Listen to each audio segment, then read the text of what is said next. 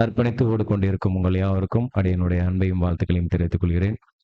அன்பானவர்களே, நம்முடைய பிதாவாகிய தேவனாலும் பிதாவின் குமாரனா இருக்கிற கர்த்தராகிய இயேசு கிறிஸ்துவினாலும் கிருபையும் இரக்கமும் சமாதானமும் என்ற ஒரு அன்பின் வாழ்த்துக்களோடு, அன்பானவர்களே, நான் சார்ந்திருக்கிற உங்களுடன் அங்கத்தினர் திருநெல்வேலி ஐக்கியத்தாரனுடைய அன்பையும் வாழ்த்துக்களையும் தெரிவித்துக் கொள்கிறேன். அது மாத்திரமல்ல, என்னுடைய அருமையான குடும்பத்தாருடைய அன்பையும் வாழ்த்துக்களையும் உங்கள் மத்தியில் தெரிவிக்க நான் ரொம்ப ஆர்வமாக இருக்கிறேன். அன்பானவர்களே, நாம இன்னைக்கு ஆராய்ச்சி பண்றதுக்கு நாம் தெரிந்து கொண்ட தலைப்பு என்ன அப்படின்னு பார்க்கும்போது, சகோதரர் சொன்னதுதான், அந்நிய நுகத்திலே பிணைக்கப்படாதிருப்பீர்களாக. அந்நிய நுகத்திலே பிணைக்கப்படாதிருப்பீர்களாக. ஓகேவா? ஸோ டைட்டில கேட்கும் போதே கண்டிப்பா உங்களுக்கு எப்படி இருக்கும்? கண்டிப்பாக நமக்கு மிகப்பெரிய ஒரு எச்சரிக்கைக்கான ஒரு சத்தியம் தான் இது. ஏன் அப்படின்னு பார்க்கும்போது, அன்பானவர்களே, நம்ம வருடா வருடம் சில காரியங்களை ரிப்பீட்டடா கேட்போம். என்னெல்லாம் சொல்லுங்க பார்ப்போம். என்னுடைய சப்ஜெக்ட் எப்படி இருக்கும் உங்களுக்கு முன்னாடியே நான் சொல்லியிருக்கேன். இன்ட்ராக்ஷன் செக்ஷனா தான் இருக்கும். ஓகேவா? சரியா? எதுக்கு இன்ட்ராக்ஷன் செக்ஷன்? ஃபர்ஸ்ட் என்ன காரணம் சொல்லுங்க? தூங்காம இருக்கலாம். ஓகேவா? 2வது என்ன அப்படின்னு பார்க்கும்போது, நம்ம தெரிஞ்சு கொண்டதுல நிலைச்சு இருக்கிறதுக்காக தான் இந்த கேள்வி பதிலோட ஒரு இன்ட்ராக்ஷனோடு போகுது. சரியா? சரி, சரி. இப்ப சொல்லுங்க. வருஷம் வருஷம் சில காரியங்களை நாம ரிப்பீட்டடா கேட்போம். என்னெல்லாம் சொல்லுங்க? ஆ இப்பதான் முடிச்சோம். நம்முடைய ஆண்டவராகிய இயேசு கிறிஸ்துவினுடைய ராபோஜனம், அதை நினைவு கூறுதலுக்காக குறிச்சு. அப்புறம் இங்க மட்டும் தானா? எலெக்ஷன். Very good. ஓகேவா? அப்ப இதெல்லாம் நாம என்ன பண்ணோம்னா, வருஷம் வருஷம் என்ன பண்ணுவோம்னா, திரும்ப திரும்ப கேட்போம். ஏன்? நமக்கு மறந்துருச்சுன்னு சொன்னதுக்காகவா? கிடையாது. நம்ம என்ன பண்றோம்னா, நினைவுபடுத்திக் கொள்றோம். சில காரியங்களை நாம என்ன பண்ணணும்? நினைவுபடுத்திக் கொண்டு, நம்மள என்ன பண்ணணும்னா, ரிஃப்ரெஷ் ஆக்கிக் கொண்டு அதுல சரியாக பங்கெடுக்கணும். அதுல சரியாக நாம அதுல தேர்ந்தெடுக்கணும் அப்படிங்கிற காரியத்துக்காக தான் கர்த்தருடைய ராபோஜனத்தையும் நம்முடைய சபையினுடைய எலெக்ஷனையும் பண்றோம். அதே போலதான் இந்த ஒரு சப்ஜெக்ட். முடிஞ்சா 6 மாசத்துக்கு ஒரு திருப்பு அல்லது வருஷத்துக்கு ஒரு திருப்பாவது என்ன பண்ணணும்? இந்த சத்தியத்தை கண்டிப்பாக நாம என்ன பண்ணணும்? நினைவுபடுத்திட்டே இருக்கணும். ஏன்? இன்னைக்கு இந்த மாதிரி காரியங்கள்ல ரொம்ப சர்வ சாதாரணமா உள்ள போயிட்டு இருக்கோம். தெரிஞ்சுமே பண்ணிட்டு இருக்கோமா அப்படின்னு பார்க்கும்போது, அன்பானவர்களே, தெரிஞ்சு பண்ணல. அவங்களுக்கு என்ன பண்ணல? நினைவுபடுத்தாதனால. புரிஞ்சா? ஒரு எலெக்ஷன் அப்படிங்கிற காரியம் எப்படி நமக்கு நினைவுபடுத்துதோ சப்ஜெக்ட்லாம், எப்படி கர்த்தருடைய ராபோஜனம் நமக்கு நினைவுபடுத்துற மூலியமா நாம இன்னும் அதிகமாக தேவனுக்குள்ள அர்ப்பணிக்கிறோமோ, அதே போலதான் இந்த ஒரு காரியமும் அப்படின்னு பார்க்கணும். ஓகேவா? சரி. அன்பானவர்களே, ஒரு தீர்க்க தரிசனம் சப்ஜெக்ட் எடுக்கலான்னு தான் சகோதரர் சொல்லும் போது எனக்கு வந்துச்சு. ஆனாலும் இன்னைக்கு எல்லாருமே தீர்க்க தரிசனத்தை குறிச்சு தான் பேசிட்டு இருக்காங்க. ஏன்? ஏன் அப்படின்னு பார்க்கும்போது, நாம இருக்கக்கூடிய இந்த காலப்பகுதி என்ன காலப்பகுதினா, தீர்க்க தரிசனத்தினுடைய அறுவடை காலப்பகுதி. அப்படின்னா புரிஞ்சா? அப்படின்னா என்ன அர்த்தம்? முன்னாடி எல்லாம் கேட்டுட்டு இருந்தோம். இப்ப என்ன பார்த்துட்டு இருக்கோம்? ஆ சவுண்ட் இல்லையே. நிறைவேறி கொண்டு இருக்கிறது. புரிஞ்சா? இப்ப முன்னாடி நம்ம கேட்டுட்டு இருந்தோம். இதெல்லாம் நிறைவேறும் நிறைவேறும் சொல்லிட்டு. ஆனா இன்னைக்கு கண் கூட பார்த்துட்டு இருக்கோம். எல்லாம் நிறைவேறி கொண்டு இருக்கிறது. நம்ம இப்போ ஒரு தீர்க்க தரிசனத்தினுடைய அறுவடை கால பகுதியில நாம இருந்துட்டு இருக்கோம். சரி. இப்போ உங்களிடத்துல சில கேள்விகள். இன்னைக்கு என்னென்ன தீர்க்க தரிசனம்லாம் நிறைவேறிட்டு இருக்கு? நம்ம நிறைய போர்கள் பார்த்துட்டு இருக்கோம். ரைட்டா? என்னென்ன போர்கள்லாம் பார்த்துட்டு இருக்கோம்? சொல்லுங்க பாப்போம். என்னென்ன போர்லாம் பார்த்துட்டு இருக்கோம்? போர்ன்னு தெரியல. வார். இன்னைக்கு நிறைய வார் பார்த்துட்டு இருக்கோமா இல்லையா? என்னெல்லாம் வார்லாம் பார்த்துட்டு இருக்கீங்க? ஈரான், அமெரிக்கா 2 பேரும். அப்புறம் இஸ்ரேலும் கூட சேர்ந்துக்கிறாங்க. ஓகே. வேற? ஆ இஸ்ரேல், லெபனான். Very good. வேற? Ukraine, Russia. Very good. எது கேட்கிறேன் அப்படின்னு பார்க்கும்போது, நமக்கு கண்ணுக்கு தெரிஞ்சது இவ்வளவுதான். கரெக்ட்டா? நீங்க சொன்னதெல்லாம் தான். எந்த மாற்று கருத்தும் கிடையாது. ஆனா கண்ணுக்கு தெரியாத ஏகப்பட்ட போர்கள், வார்கள் இன்னைக்கும் நடந்துட்டு இருக்கு. இப்பவும் நடந்துட்டு இருக்கு. நம்ம இப்ப பேசிட்டு இருக்கோம்ல, நாம இந்த இடத்துல ரொம்ப அமைதியா ஒரு சமாதானமான சூழ்நிலையில என்ன பண்ணிட்டு இருக்கோம்? தேவனுடைய சத்தியத்தை கேட்டுட்டு இருக்கோம். இது தேவனுடைய கிருபையினால நமக்கு இந்த கொடுக்கப்பட்ட அந்த ஸ்லாக்கியம். ஆனா இப்ப என்ன பண்ணிட்டு இருக்காங்கன்னா, போர்கள் மத்தியிலயும், சாப்பிட கூட வழி இல்லாம சமயத்திலயும் இன்னைக்கும் நிறைய போர்கள் வந்து நடந்துட்டு இருக்கு அப்படின்னு பார்க்கிறோம். ஓகேவா? என்னென்ன போர் அப்படின்னு பார்க்கும்போது, அன்பானவர்களே, நீங்க சொன்னதுதான் இஸ்ரேல், யுஎஸ் அண்ட் யாரு? ஈரான். இவங்க இவங்க 3 பேருக்குள்ளயும் என்ன நடந்துட்டு இருக்குன்னா, 2 பேரும் ஒரு கூட்டணி, ஒரு ஆள் மட்டும் எதிரி அப்படிங்கிற மாரி. அதே போல இஸ்ரேல், ஹிஸ்புல்லா ஓகேவா? லெபனான் கிடையாது. அவர் லெபனான எதிர்க்கல. இஸ்ரேல். யார எதிர்க்கிறாங்கன்னா, ஹிஸ்புல்லா அப்படிங்கிற ஒரு தீவிரவாத அமைப்ப வந்து என்ன பண்ணிட்டு இருக்காங்கன்னா, எதிர்த்துட்டு இருக்காங்க. அதே போல பார்த்தீங்கன்னா, இஸ்ரேல், பாலஸ்தீன் இன்னைக்கும் என்ன நடந்துட்டு இருக்கு? போர் நடந்துட்டு தான் இருக்கு. குறிப்பா பார்த்தீங்கன்னா, சில இடத்துல சிவில் வார் நடந்துட்டு இருக்கு. சிவில் வார்னா என்ன அர்த்தம்? உள்ளுக்குள்ளே ஓகேவா? மக்களுக்குள்ளே அந்த நாட்டுக்குள்ளே என்ன நடந்துட்டு இருக்குன்னா, இன்னைக்கு நெறைய சிவில் வார் நடந்திருக்கு. அதுலயும் குறிப்பா பார்த்தீங்கன்னா, ஆப்பிரிக்கா கண்டம் பார்த்திருப்போம்ல. ஓகேவா? Recording ஆப்பிரிக்கா in கண்டம். நீங்க progress. அந்த இமேஜ் கூட போட்டுக்கலாம். இதுல இருக்கும்.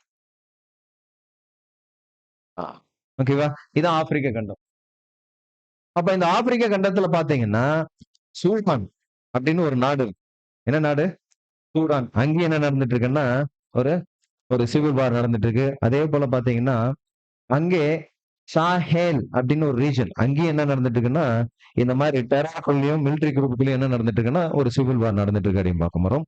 அதே போல பார்த்தீங்கன்னா, சோமாலியா அப்படிங்கிற ஒரு நாடு கேள்விப்பட்டிருக்கீங்களா? ஓகேவா?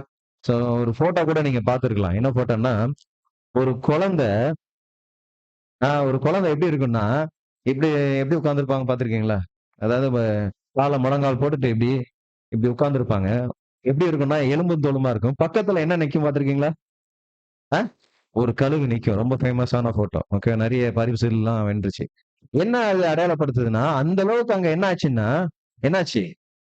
சோறு, தண்ணி கூட இல்லாத அளவுக்கு அங்க ஒரு மோசமான ஒரு சிவில் வார் அங்க நடந்துட்டு இருக்கு. அதேபோல எத்தியோப்பியா எத்தியோப்பியாலயும் என்ன நடந்துட்டு இருக்குன்னா, சிவில் வார் நடந்துட்டு இருக்கு. அதேபோல நைஜீரியா அப்படிங்கிற அங்கேயும் என்ன நடந்துட்டு இருக்குன்னா, சிவில் வார் நடந்துட்டு இருக்கு. இதெல்லாம் எங்க நடந்துட்டு இருக்கு?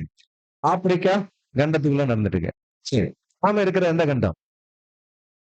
ஆசிய கண்டத்துல போர் நடக்குதா இல்லையா? என்னென்ன போர் சொல்லுங்க பாப்போம். இதெல்லாம் சொன்னது இல்லையே நீங்க. ஆ பாகிஸ்தானுக்கும், இந்தியாவுக்கும். சரியா? இப்போ ஒரு பார்டர் இஷ்யூ நடந்துட்டு இருக்கு. பாகிஸ்தானுக்கும், ஆப்கானிஸ்தானுக்கும். நடக்குதா இல்லையா? ஓகேவா? அதே போல மியான்மார் கேள்விப்பட்டிருக்கீங்களா? அங்கேயும் என்ன நடந்துட்டு இருக்குன்னா, அங்கேயும் ஒரு சிவில் வார் நடந்துட்டு இருக்கு. இதே போல பார்த்தீங்கன்னா, காஷ்மீர்.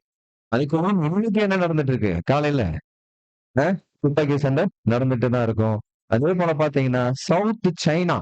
சவுத் சைனா இருக்குல்ல? சவுத் சைனால உள்ள தைவானுக்கும் சைனா கேள்விப்பட்டிருக்கீங்களா? தைவானுக்கும், சைனாக்கும் என்ன பண்ணிட்டு இருக்குன்னா, அங்க ஒரு கிளவுட் வார் நடந்துட்டு இருக்கு. எப்ப வேணாலும் சைனா என்ன பண்ணுவாரு? தைவான ஆக்குபை பண்றதுக்கான வாய்ப்பு இருக்கு. அதே போல கொரியா, வடகொரியா, தென்கொரியா இங்க எப்பவுமே சண்டை நடந்துட்டு இருக்கும். அது மாத்திரமா அப்படின்னு பார்க்கும்போது, ஏமன்ல சிவில் வார் ஹூத்தி அப்படின்னு சொல்லிட்டு ஒரு குரூப் இருக்காங்க. இவங்க சைடுல கேங் வார் நடந்துட்டு இருக்கு. அதே போல கொலம்பியால அங்கேயும் என்ன நடந்துட்டு இருக்குன்னா, அங்கேயும் வந்து வார் நடந்துட்டு இருக்கு. மெக்சிகோ, மெக்சிகோல என்ன வார் நடக்குது தெரியுமா? மெக்சிகோல என்ன வார் நடக்குது தெரியுமா? இப்ப கூட ட்ரம்ப் வந்து என்ன பண்ணாருன்னா, ஒரு ஆள தூக்கிட்டு போனாரு. அப்படியே போயிட்டு அவங்க ஊர்ல போய் தூக்கிட்டு சிறைபிடிச்சு போனாரு. இந்த நாடு தான் மெக்சிகோ யாரு? அதிபர். யாருன்னு தெரியுமா? சரி, என்ன வார்ன்னு தெரிஞ்சுக்கங்க. ட்ரக் என்னது? ட்ரக் கேள்விப்பட்டிருக்கீங்களா? போதை. சரியா? சோ இந்த மெக்சிகோல இருந்து நெறைய போதை என்ன பண்ணுவாங்கன்னா, அமெரிக்காவுக்கு கடத்துவாங்க. அப்ப இந்த மாரி நெறைய வார்கள் நம்மளுடைய நம்மள சுத்தி நடந்துட்டு இருக்கு. ஆனா நாம எப்படி இருக்கிறோம்? அ ரொம்ப சமாதானமா, சந்தோஷமா, பாதுகாப்போட தேவனுடைய அனுக்கிரகத்துல நாம இருந்துட்டு இருக்கோம் அப்படிங்கிற காரியத்த தான் பார்க்கிறோம். அப்ப அன்பானவர்களே, இதெல்லாம் நடந்துட்டு இருக்கு. சரி நம்ம ஏன் தீர்க்க தரிசனத்த ஒரு அறுவடை சப்ஜெக்ட்ட நாம பார்க்கிறதோட, நாம எப்படி இருக்கணும்? நாம எப்படி இத வந்து இருக்கணும்? எப்படி இருந்தா நமக்கு தேவன் நமக்கு மாபெரும் ஒரு வாய்ப்ப குடுப்பாரு அப்படிங்கிற நோக்கத்துக்காக தான் இந்த ஒரு சப்ஜெக்ட்டே பிரிப்பேர் பண்ணது.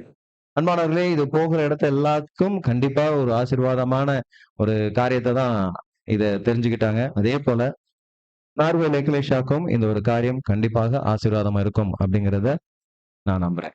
அப்ப அன்பானவர்களே, நாம இந்த சப்ஜெக்ட் குள்ள போறதுக்கு முன்னாடி சில கேள்விகளோட போலாம். ஃபர்ஸ்ட் கேள்வி என்ன அப்படின்னு பார்க்கும்போது, சப்ஜெக்டோட தலைப்பு என்ன? மறந்துடக்கூடாது. நம்ம வார குறிச்சு எல்லாம் பார்க்க போறது இல்ல. ஓகேவா? ஆ சப்ஜெக்ட் என்ன? அந்நி நுகத்தில் பிணைக்கப்படாதிருப்பீர்களாக அப்படிங்கிறது தான் சப்ஜெக்டினுடைய தலைப்பு.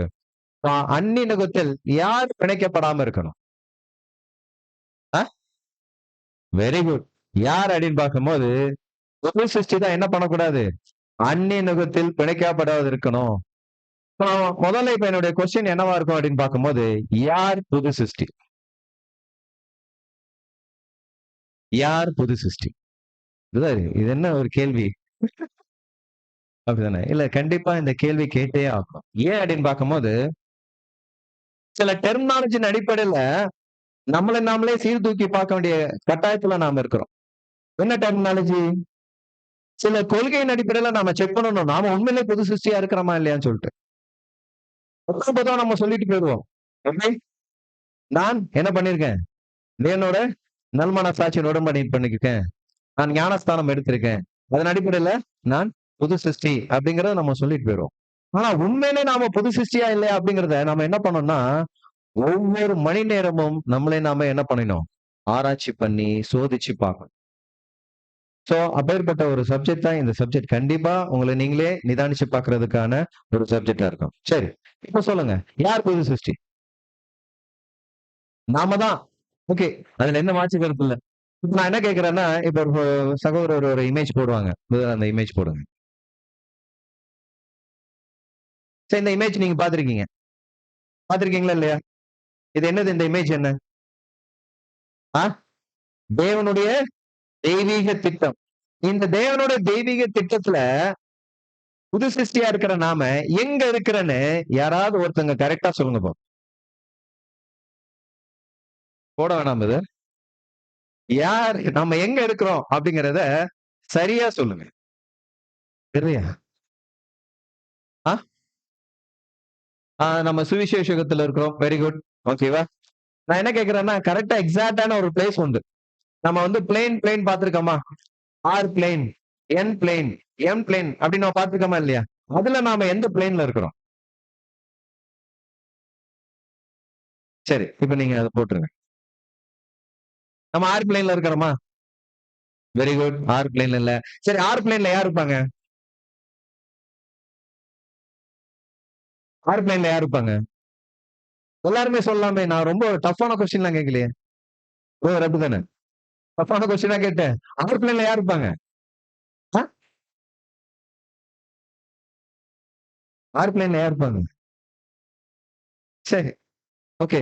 ஆர் பிளேன்ல யார் இருப்பாங்களா? சகோதரி அழகா சொல்ட்டாங்க. ஓகேவா? ஒட்டுமொத்த உலக ஜனங்களும் எங்க இருப்பாங்கன்னா, இந்த ஆர் பிளேன்ல இருப்பாங்க. சரியா? சரி. அடுத்தது. என் பிளேன். இங்க யார் இருப்பாங்க? சரி இந்த என் பிளேன் எத அடையாளப்படுத்துது? அத சொல்லுங்க. Very good. சகோதரி சூப்பரா சொன்னாங்க. இப்ப நீதிமானாக்கப்பட்ட ஒரு நிலைமை. ஒரு பரிபூரண நிலைமை. ஓகேவா? இப்ப இந்த ஆர் பிளேன் பரிபூர்ண நிலைமையில இருந்த ஆதாம் என்ன பண்ணிட்டாருன்னா, வீழ்ச்சிக்குள்ள போயிட்டாரு. அந்த கீழ்ப்படியாமக்குள்ள போயிட்டாரு. அந்த கீழ்ப்படியாமைக்குள்ள போனதுனாலதான் என்ன ஒரு பிளேன் உருவாச்சுன்னா, இந்த ஆர் பிளேன் அப்படிங்கிற ஒரு இடமே உருவாச்சு அப்படின்னு பார்க்கிறோம். ஓகேவா? சரி. இப்ப நாம எங்க இருக்கிறோம் அப்படின்னு பார்க்கும்போது, என் பிளேன்ல இருக்கிறோம். என் பிளேன் யார் அடையாளப்படுத்துதுன்னா, அதான் சகோதரர் அருமையா சொன்னாங்க. யார் அடையாளப்படுத்துது? நீதிமானாக்கப்பட்ட ஒரு நிலைமை. பரிபூர்ண ஒரு நிலைமை. ஏன் அது பரிபூர்ண நிலைமை சொல்றோம்? ஏன் சொல்றோம்? ஏன் பரிபூர்ண நிலைமை அப்படின்னு சொல்றோம்? சின்சி சிஸ்டர்ஸ் தவிர மித்த எல்லாரும் சொல்லுங்க. சொல்லுங்க. ஏன்னா அவங்க டக்கு டக்குன்னு பதில் சொல்லிட்டு இருந்தாங்க. அதனாலதான். அன்பானவர்களே தப்பா எடுத்துக்க கூடாது. சொல்லுங்க. ஆ? இல்ல ஏன் நாம வந்து அந்த ஒரு நீதிமானாக்கப்பட்ட நிலைமைக்குள்ள, என் பிளேனுக்குள்ள நாம இருக்கிறோம். எதன் அடிப்படையில இருக்கிறோம் அப்படின்னு நான் கேட்கிறேன். கேள்வி புரிஞ்சுச்சா? ஆ ஆதாம் உருவாக்கப்படும் போதே பரிபூர்ண நிலைமையில தான் உருவாக்கப்பட்டாரு. அதே போல நம்முடைய ஆண்டவராகிய இயேசு கிறிஸ்து ஒரு பரிபூர்ண நிலைமை தான் அங்க நம்முடைய ஆண்டவர் இயேசு கிறிஸ்து உருவானாரு. சரி. இப்ப நாம இந்த பரிபூர்ண நிலையில இருக்கிறோம். இல்லையா? நீதிமானாக எண்ணப்படுகிறோம் அப்படின்னு சொல்றீங்க. ஓகேவா? இப்ப நம்ம எங்க தான் இருக்கிறோம்? என் பிளேன்ல தான் இருக்கிறோம். ஓகேவா? சகோதரர் டிக்ளேர் பண்ணிட்டாரு. We are in an plane அப்படின்னு சொல்லிட்டாரு. ஓகேவா? சரி. அப்புறம் இன்னொரு பிளேன் என்ன இருக்கு அப்படின்னு பார்க்கும்போது, எம் பிளேன் அப்படின்னு பார்க்கிறோம். சரியா? அன்பானவர்களே, இந்த என் பிளேன் இருக்குல்ல, இத குறிச்சு ஒரு பெரிய சப்ஜெக்டே நம்ம பார்க்கலாம். கிட்டத்தட்ட 2 மணி நேரம் எடுக்கலாம். ஏன் அப்படின்னு பார்க்கும்போது, தேவன் உருவாக்கப்படும் பரிபூர்ணமான ஒரு நிலைமையில தான் தேவன் ஆதாம உருவாக்குனாரு. அதே போல ஒட்டுமொத்த உலக ஜனங்களையும் எந்த நிலைமைக்கு கொண்டு வரப் போறாரு? அதே பரிபூர்ண நிலை தான் கொண்டு வரப் போறாரு. அப்ப அதுக்கு இடையில இருக்கிற எல்லா ப்ராசஸையும் நம்ம என்ன பண்ணலாம்னா, செக் பண்ணலாம். தேவனுக்கு சித்தமா இருந்தா வரக்கூடிய நாட்கள்ல அந்த எண்ட் பிளேன குறிச்சு மாத்திரம் நம்ம தனியா பார்க்கலாம். சரி. இப்ப நாம என்ன பார்க்க போறோம்னா, எண்ட் பிளேன். சரியா? சோ இந்த எண்ட் பிளேன் எத அடையாளப்படுத்துது?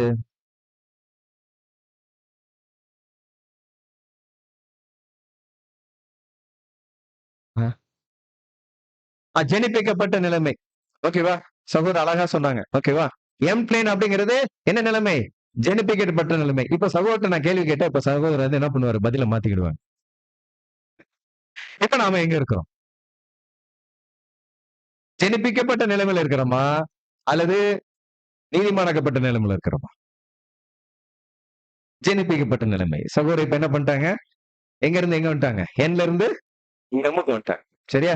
சரி. அப்ப அன்பானவர்களே, இந்த எம் பிளேன் எத அடையாளப்படுத்துதுன்னா, ஒரு ஜெனிப்பிக்கப்பட்ட ஒரு நிலைமைய அடையாளப்படுத்துது அப்படின்னு பார்க்கிறோம். சரி. அடுத்தது எல் பிளேன்.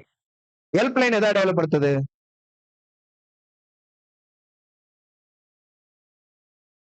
ஆஹா. தூதர் நிலைமை. ஓகே. ஆவிக்குரிய நிலைமை. சரி. ஓகே. நல்ல சரியான ஒரு புரிதல் தான். ஓகேவா? அடுத்தது. அடுத்து பண்ணுங்க. ஏன் நிலைமை என்ன நிலைமை? இது தூதர் நிலைமை தானா? ஆ மகிமையின் நிலைமை. சரி. இப்ப அன்பானவர்களே, இப்ப என்ன பண்ண வேண்டியது இருக்குன்னா, திரும்பவும் நாம என்ன பண்ண வேண்டியிருக்கு? அ சார்ட் ஆஃப் ஏஜஸ திரும்பவும் நல்லா படிக்க வேண்டிய கட்டாயத்துல இருக்கோம். அப்ப அன்பானவர்களே, இப்ப நான் கேட்கிறேன் உங்க இடத்துல எல்லார் இடத்துலயும் கேட்கிறேன். இந்த பிளேன்ல நீங்க எந்தெந்த பிளேன்ல இருக்கிறீங்க அப்படிங்கிறது நீங்களே என்ன பண்ணுங்க? அ குறிச்சுக் கொள்ளுங்க. சரியா? சரி. யாரெல்லாம் வந்து என் பிளேன்ல இருக்கீங்க? யாரெல்லாம் எம் பிளேன்ல இருக்கீங்க? யாரெல்லாம் ஆர் பிளேன்ல இருக்கீங்க? அப்படிங்கிறத நாம இந்த சப்ஜெக்ட் முடியும்போது நாம என்ன பண்ணிடலாம்?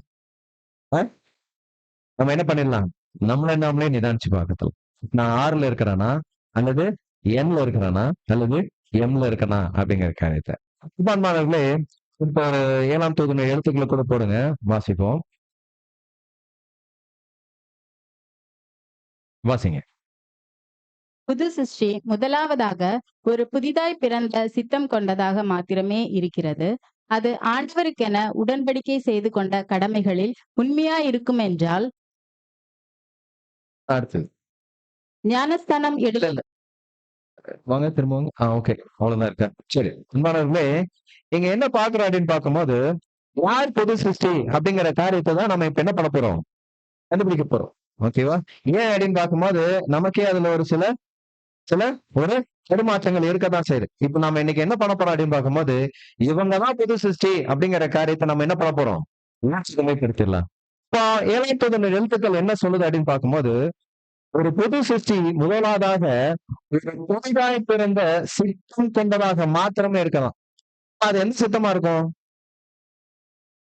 என்ன சித்தமா இருக்கும்? ஆ தேவனுடைய சித்தம். அப்ப நான் இன்னைக்கு வந்து புது சிருஷ்டியாக ஆவியினால ஜெனிப்பிக்கப்பட்டிருக்கேன் அப்படின்னு வச்சுக்கோங்களேன். அப்ப இன்னையிலிருந்து என்னுடைய சித்தம் அல்ல, இனிமே என்னுடைய சித்தம் என்ன ஆச்சு? மரிச்சு போயிருச்சு. இப்ப இதுக்கப்புறம் என்கிட்ட என்ன சித்தம் மாத்திரம் இருக்கு? தேவ சித்தம் மாத்திரம் தான் இருக்கு.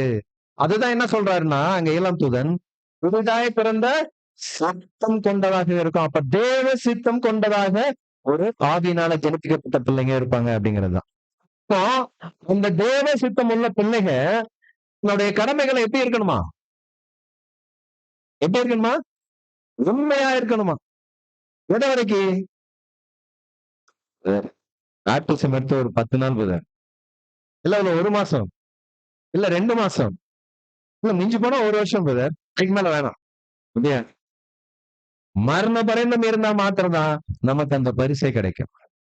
அப்போ நாம அந்த செய்யப்பட்ட உடன்படிக்கையில செய்யப்பட்ட கடமையில நாம எப்படி இருக்கணும்னா நாம எப்படி இருக்கணும்? உண்மை உள்ள பிள்ளைகளாக இருக்கணும்.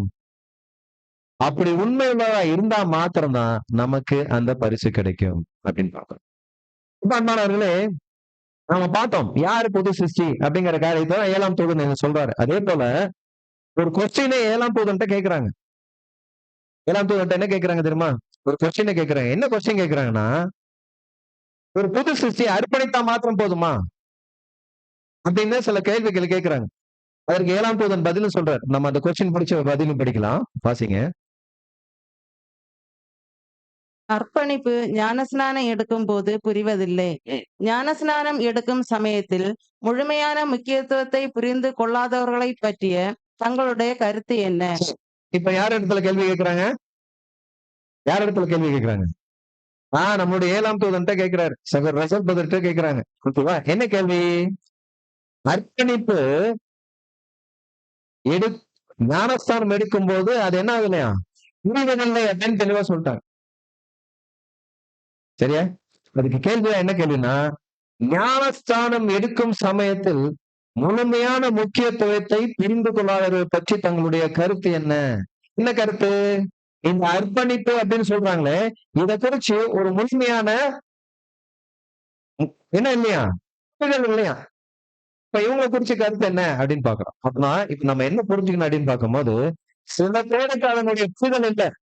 சில பேருக்கு அதனுடைய புரிதல் இருந்திருக்கு அப்படிங்கறத பாக்குறோம். இப்ப இது யாரு? புரியாத இருப்பாங்கல்ல, அர்ப்பணிப்புனா என்னன்னு தெரியாம இருப்பாங்கல்ல, அவங்களுக்கு இந்த கேள்வி பொருந்தும். மித்த யாருக்கு இந்த கேள்வி பொருந்தாது? அர்ப்பணிப்பை அறிந்து தேவ சித்தம்னு இதன்னு அறிந்து தன்னை முழுமையாக அர்ப்பணிச்சு ஞானஸ்தானம் எடுத்தாங்கல்ல, அவங்களுக்கு என்ன ஆகாது? இது பொருந்தாது. இது அறியாம அர்ப்பணிப்பு அறியாம எடுத்துப்பாங்கல்ல, அவங்களுக்கு தான் இந்த ஒரு காரியம் பொருந்தும். புரிஞ்சா? சரியா? சரி, இப்ப வாசிங்க. அன்புள்ள நண்பர்களே, அர்ப்பணிப்பை புரிந்து கொள்ளாமல் அவர்கள் முழுக்கு ஞானஸ்நானம் எடுத்தால் அவர்கள் முழுக்கு வெறும் குளியல் மட்டுமே. இப்ப என்ன சொல்லிட்டாரு? நான் சொல்லல. யார் சொல்றாரு? 7ஆம் தூதன் ரொம்ப தெளிவா சொல்றாரு. என்ன சொல்றாரு? ஒருத்தர் அர்ப்பணிப்பே தெரியாம அவர் போய் ஞானஸ்தானம் முழுக்க ஞானஸ்தானம் எடுத்தாருன்னா அது பேர் என்னவா? ஜஸ்ட் என்ன பண்ணிட்டு வந்திருக்காரு? குளிச்சுட்டு வந்திருக்காரு. அவ்வளவுதான். முங்கி எந்திச்சு வந்திருக்காரு. அடுத்தது வாசிங்க. இது அவர்களை பாதிக்கவும் இல்லை, சிறிதும் உதவி செய்யவும் இல்லை. என்ன பண்ணாதான்? எந்த உதவியும் இருக்காது. அத சில என்னது கொஞ்சம் கூட அதுக்கு என்ன இருக்காதான்? பாதிப்பே இருக்காது. யாருக்கு அப்படின்னு பார்க்கும்போது, அர்ப்பணிப்பை குறிச்சு அறியாத பிள்ளைகள் ஞானஸ்தானம் எடுக்கிறது அவங்களுக்கு எந்த விதத்திலும் என்ன கிடையாது? அது உதவியும் செய்யாது, பாதிப்பும் இருக்காது. அர்ப்பணிப்பை புரிந்து கொள்ளாத எவரும் ஞானஸ்தானத்தை புரிந்து கொள்வதில்லை. நமக்கு இருக்கும் அர்ப்பணிப்பின் பொருத்தனைதான் முதலாவது ஆகும். அதுதான் உண்மையான ஞானஸ்தானம். வெறும் அடையாளமாகவே இருக்கக்கூடிய தண்ணீரில் அடையாளம் என்பது அதை பின்தொடர வேண்டுமே தவிர அதற்கு முன்பாக அது போகக்கூடாது. அன்பானவர்களே, நீங்க ரொம்ப தெளிவா 7ஆம் தூதன் சொல்லிட்டாரு. என்ன சொல்லிட்டாரு அப்படின்னு பார்க்கும்போது, அர்ப்பணிப்பை குறிச்சு அறிஞ்சதுக்கு அப்புறம் தான் என்ன பண்ணணும்? ஞானஸ்தானம் அப்படிங்கறத நம்ம என்ன பண்ணணும்? கொடுக்கவும் செய்யணும், எடுக்கவும் செய்யணும். இப்ப இத குறிச்சு அறியாம ஒரு சகோதரரோ அல்லது ஒரு சகோதரரை எடுத்தாங்கன்னா அது என்னதுன்னா வெறும் ஒரு குளியல். அவங்க முங்கி எஞ்சி வந்திருக்காங்க தண்ணியில அப்படிங்கறதுதான் இங்க சொல்லிட்டு வர்றாரு. அதான் சொல்றாரு, அர்ப்பணிப்பை புரிந்து கொள்ளாத எவரும் ஞானஸ்தானத்தை புரிந்து கொள்வதில்லை. இப்போ என்ன பண்ணணும்? அவங்க அந்த அர்ப்பணிப்புக்குரிய காரியத்தை தெரிஞ்சுக்கிற மாத்திரம்தான் என்ன புரிஞ்சுக்கிடுவாங்க அப்படின்னு பார்க்கும்போது, செல்லும் செலவை கணக்கு பார்ப்பாங்க. செல்லும் செலவு எது? செல்லும் செலவு என்னது? நண்பர்களே, மணி காலையில 11 மணி. சொல்லுங்க. செல்லும் செலவு அப்படிங்கிறது நான் தேவ சித்தத்தை செய்யறதுக்காக நான் முழுமையாக என்னை அர்ப்பணிக்கும் போது எனக்கு நிறைய என்ன நடக்கும்? சோதனைகள் வரும், நிறைய இழப்புகள் வரும். இது எல்லாத்தையும் நான் என்ன பண்ணணும்? கணக்கு பார்க்கணுமா? இத கணக்கு பார்க்காம நான் போயிட்டு ஞானஸ்தானம் எடுத்து வச்சுக்கோங்களேன், அது எப்படி இருக்கும் அப்படின்னு பார்க்கும்போது வெறும் வெறும் குளியல் மாத்திரம் தான் தவிர, அது ஒரு உண்மையான அர்ப்பணிப்போட எடுத்த ஞானஸ்தானம் கிடையாது. நம்முடைய ஆண்டவர் இயேசு கிறிஸ்து எடுத்த அந்த ஞானஸ்தானம் கிடையாது அப்படிங்கிற காரியத்த தான். அது ஒரு அடையாளமாக இருக்குமே தவிர, அவங்களிடத்துல அர்ப்பணிப்பு இருக்குமா? நீங்க நல்லாவே செக் பண்ணலாம். ஒவ்வொரு எக்லேசியாலயும் இந்த ஒரு காரியத்த குறிச்சு நீங்க நல்லாவே செக் பண்ணலாம். எப்படி தெரியுமா? சிம்பிளா சொல்றேன். இப்ப மூப்பர் இருக்காரு. அல்லது ஊழியக்காரங்க இருக்கிறாங்கன்னு வச்சுக்கோங்களேன். ஊழியக்காரங்க சொல்லுவாங்க. "பிரதர், எனக்கு இந்த டைம்ல வந்து இந்த ஒரு உதவி செய்யணும். இந்த மாரி ஒரு சகோதரர் வந்து சப்ஜெக்ட் கேட்கறதுக்காக வராங்க. நீங்க என்ன பண்ணுங்க, கொஞ்சம் ஹால் ஓப்பன் பண்ணி இத பண்ணிருங்க" அப்படின்னு சொல்லிட்டு. ஓகேவா? அப்ப அந்த சகோதரரோ, அவர் மைண்ட்ல டக்குன்னு வர்றது என்ன வரும்னு சொல்லுங்க பாப்போம். உண்மையா அர்ப்பணித்து இருந்தாருன்னா என்ன சொல்லுவாரு தெரியுமா? "அ பிரதர், பிரச்சனை இல்ல. நான் போய் ஓப்பன் பண்ணி ரெடியா இருக்கிறேன். நீங்க வர சொல்லுங்க" அப்படின்னு சொல்லுவாங்க. அப்ப அந்த உண்மையான அர்ப்பணிப்பு இல்லன்னா, "பிரதர், எனக்கு கொஞ்சம் ஒரு கிளையண்ட்ட பார்க்க வேண்டியிருக்கு. எனக்கு கொஞ்சம் வேலை இருக்கு. அங்க போ வேண்டியிருக்கு." அப்படிங்கிற மாரி என்ன பண்ண ஆரம்பிச்சுருவாங்கன்னா, சிரிக்கிறத பார்த்தா அந்த மாரிதான் நெறைய நடக்குதா? இப்போ என்ன ஆச்சு அப்படின்னு பார்க்கும்போது, இந்த மாரி சாக்கு போக்கு சொல்றதுக்கு வழி வாய்ப்புகள் வந்துரும். அன்பானவர்களே, தேவனுடைய காரியம் தான் நம்ம என்ன வைக்கணும்? முதலாவது வைக்கணும். இப்ப எல்லாம் என்னது அப்படின்னு பார்க்கும்போது, செகண்டரி தானே தவிர, பிரைமரி என்ன வைக்கணும்னா, தேவனுடைய காரியத்த மாத்திரம் தான் வைக்கணும். அது எப்பேர்ப்பட்ட சூழ்நிலையா இருந்தாலும் சரி.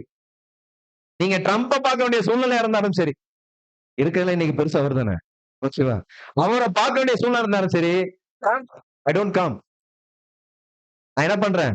இன்னொரு நாள் உன்னைய வந்து பார்த்துக்கிறேன். இன்னைக்கு என்ன என்ன வேலை இருக்கு? எங்க அப்பாவுடைய வேலை இருக்கு. அதனால நான் போறேன் அப்படின்னு சொல்லிட்டு, ட்ரம்புக்கு ஒரு மெசேஜ் அடிச்சு, நாம என்ன பண்ணணும்? அப்பாவுடைய வேலை செய்யறதுக்காக நம்ம வரோம். இதுதான் அந்த முழுமையான அர்ப்பணிப்பு. இதுதான் தேவனை நம்ம என்ன பண்றோம்னா, முதல் இடத்துல வச்சிருக்கன்னு அர்த்தம். அன்பானவர்களே, இப்படிப்பட்டவங்க தான் கர்த்தருடைய பின்னடியார்கள். இப்ப இவங்க என்ன பண்ணுவாங்கன்னா, தன்னை முழுமையாக அந்த நீதிமானாக்கப்பட்ட நிலைமைக்கு வந்ததுக்கு அப்புறம், முழுமையான நீதிமானாக்கப்பட்ட நிலைமை எப்ப வருவாங்க? பாவி அப்படிங்கிற உணர்ந்து தேவனிடத்துல வரும்போது, அவர் அங்க சொல்லிக் கொடுக்கிறார். என்னுடைய குமாரனை உனக்காக நான் கொடுத்திருக்கேன்ப்பா. நீங்க அதை என்ன பண்ணுங்க? முழுமையா விசுவாசிங்க. விசுவாசிக்கும்போது நாம என்ன நிலைமைக்கு வந்துடுறோம் அப்படின்னு பார்க்கும்போது, அந்த எண் நிலைமைக்கு வந்துடுறோம். போனா அந்த எண் நிலைமை நீங்க பாத்துக்கங்க. ஓகேவா? அந்த எண் நிலைமையில இருக்கும்போது நாம முழுமையான ஒரு விசுவாசியாக நீதிமானாக்கப்பட்ட நிலைமையில இருக்கிறோம். இந்த நீதிமானாக்கப்பட்ட நிலைமையில இருந்து நாம இப்ப என்ன ஆகணும்? எம் நிலைமைக்கு போகணும். இப்ப நம்ம பிரகாரத்துக்குள்ளதான் இருக்கிறோம். நம்ம இப்ப எங்க போனோம்? பரிசுத்த ஸ்தலத்துக்குள்ள போகணும். அப்ப அந்த பரிசுத்த ஸ்தலத்துக்குள்ள போனோம்னா நாம என்ன பண்ணணும் அப்படின்னு பார்க்கும்போது, நம்முடைய நல்ல சித்தத்தை எல்லாத்தையும் என்ன பண்ணணும்னா, முழுமையாக பிரகாரத்துல இருக்கிற பலிபீடம் இருக்கு தெரியுமா? அதுல முழுமையாக நம்ம பலி செலுத்தணும். புரிஞ்சா? வாங்க நம்ம முழுமையாக நம்மளுடைய நல்ல சித்தம். என்ன நல்ல சித்தம் அப்படின்னா என்னது? நமக்குன்னு ஒரு சித்தம் இருக்கும். என்ன சித்தம் சொல்லுங்களேன்? நமக்குன்னு ஒரு சித்தம். கெட்ட சித்தம் விட்டுருங்க. அது ஏகப்பட்டது இருக்கும். அதெல்லாம் நம்ம கன்சிடர் பண்ணக்கூடாது. ஓகேவா? நல்ல சித்தம்னா என்ன? சுயசித்தம் அதுதான். வேற எந்த மாற்று கருத்து இல்ல. அதெல்லாம் என்னது? டிஸ்கிரைப் பண்ணுங்க. லிஸ்ட் அவுட் பண்ணுங்க. இதெல்லாம் நல்ல சித்தம் அப்படின்னு சொல்லிட்டு. அப்பதான் உங்களுக்கு தெரிய வரும். இப்ப இதெல்லாம் நம்ம பலி செலுத்தணுமா? ஆமா. எது நல்ல சித்தம்? தகப்பன்மாருக்கு என்ன நல்ல சித்தம் இருக்கு? இப்போ ஒரு அ மாம்ச கடமைகள். ஓகேவா? சகோதரர் அழகா சொல்லிட்டாங்க. மாம்சத்துல இருக்கிற கடமைகள். அது பண்ணணும். பண்ணாமலாம் இருக்கக்கூடாது. எஸ்கேப்லாம் ஆகக்கூடாது. ஓகேவா? பண்ணக்கூடாதுலாம் சொல்ல வரல. சரியா? ம். ஆ அதெல்லாம் செய்ய வேண்டியது நம்மளோட கடமை. ஓகேவா?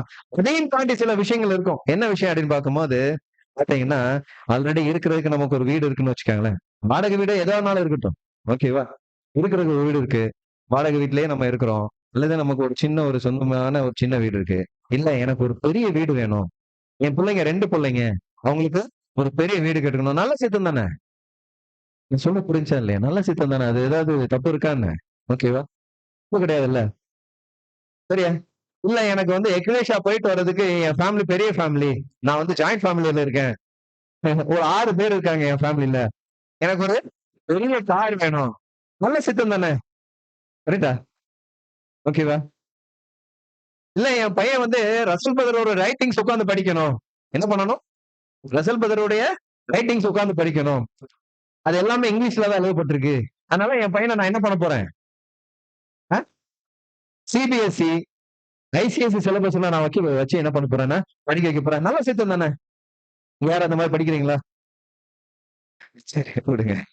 படிச்சுட்டு இருக்கீங்களா? விட்டுருங்க. அன்பான நல்ல சத்தம் தானே. அப்ப அன்பானவர்களே, இது எல்லாத்தையும் நீங்க என்ன பண்ணணுமா? ஜீவ பலியாக நீங்க என்ன பண்ணணும்னா, அந்த பலிபீடத்துல பலி செலுத்திறணும். இது நல்ல சித்தம். இவ்வளவு பேர் நீங்க படிக்க வைக்க விடான்னு சொல்றீங்களா? நான் அதை சொல்ல வரல. உங்களுக்கு தேவன் என்ன கொடுத்திருப்பாரு? ஒரு திராணி கொடுத்திருப்பாரு.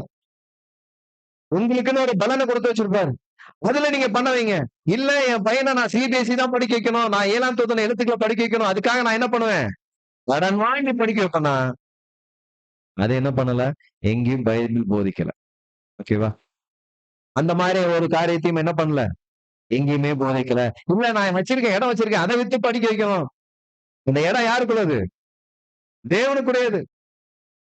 ஓகேவா? இப்ப தேவனுடைய காரியத்துக்கு மாத்திரம் தான் யூஸ் பண்ணணுமே தவிர, நாம என்ன பண்ணக்கூடாதுன்னா, இந்த மாதிரி நல்ல சித்தத்துக்காக நாம இதை எதுவுமே பண்ணிடக்கூடாது. அப்ப அதான் சொல்றாரு பாருங்க.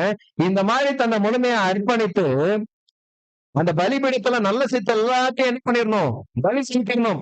பலி செலுத்தின பிறகுதான் நாம எங்க போக முடியும் அப்படின்னு பார்க்கும்போது, அந்த பரிசுத்த ஸ்தலத்துக்குள்ள.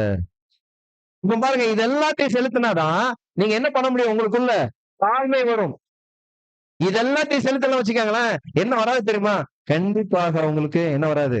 தாழ்மை வராது. நான் 100% அடிச்சு சொல்றேன். ஏன் அப்படின்னு பார்க்கும்போது, நானும் அந்த அனுபவத்துக்குள்ள போயிருக்கேன். அதனாலதான் நான் சொல்றேன். புரிஞ்சா? அப்ப அன்பானவர்களே, நம்ம இது எல்லாத்தையும் என்ன பண்ணணும் அப்படின்னு பார்க்கும்போது, பலி செலுத்தணும். பரிசுத்த ஸ்தலத்துக்குள்ள போனா இப்படி நிமிர்ந்தே போக முடியுமா? பரிசுத்த ஸ்தலத்துக்குள்ள எப்படி போக முடியும்? குனிஞ்சு போகணும். ஓகேவா? குனிஞ்சு போகணும். அதை எதை அடையாளப்படுத்துதுன்னா, நமக்குள்ள இருக்கிற தாழ்மை அடையாளப்படுத்துது. இடத்துல நான் என்ன பண்ணிட்டேன்? என்னோட நல்ல சித்தத்தை எல்லாத்தையும் நான் என்ன பண்ணிட்டேன்? பலி கொடுத்துட்டேன். இனிமே நான் உன்னுடைய சித்தத்தை மாத்திரம் தான் செய்வேன் சொல்லிட்டு, நாம என்ன பண்றோம்னா, குனிஞ்சு போறது. அதுதான் அந்த தாழ்மையை அடையாளப்படுத்துது அப்படின்னு சொல்றோம்.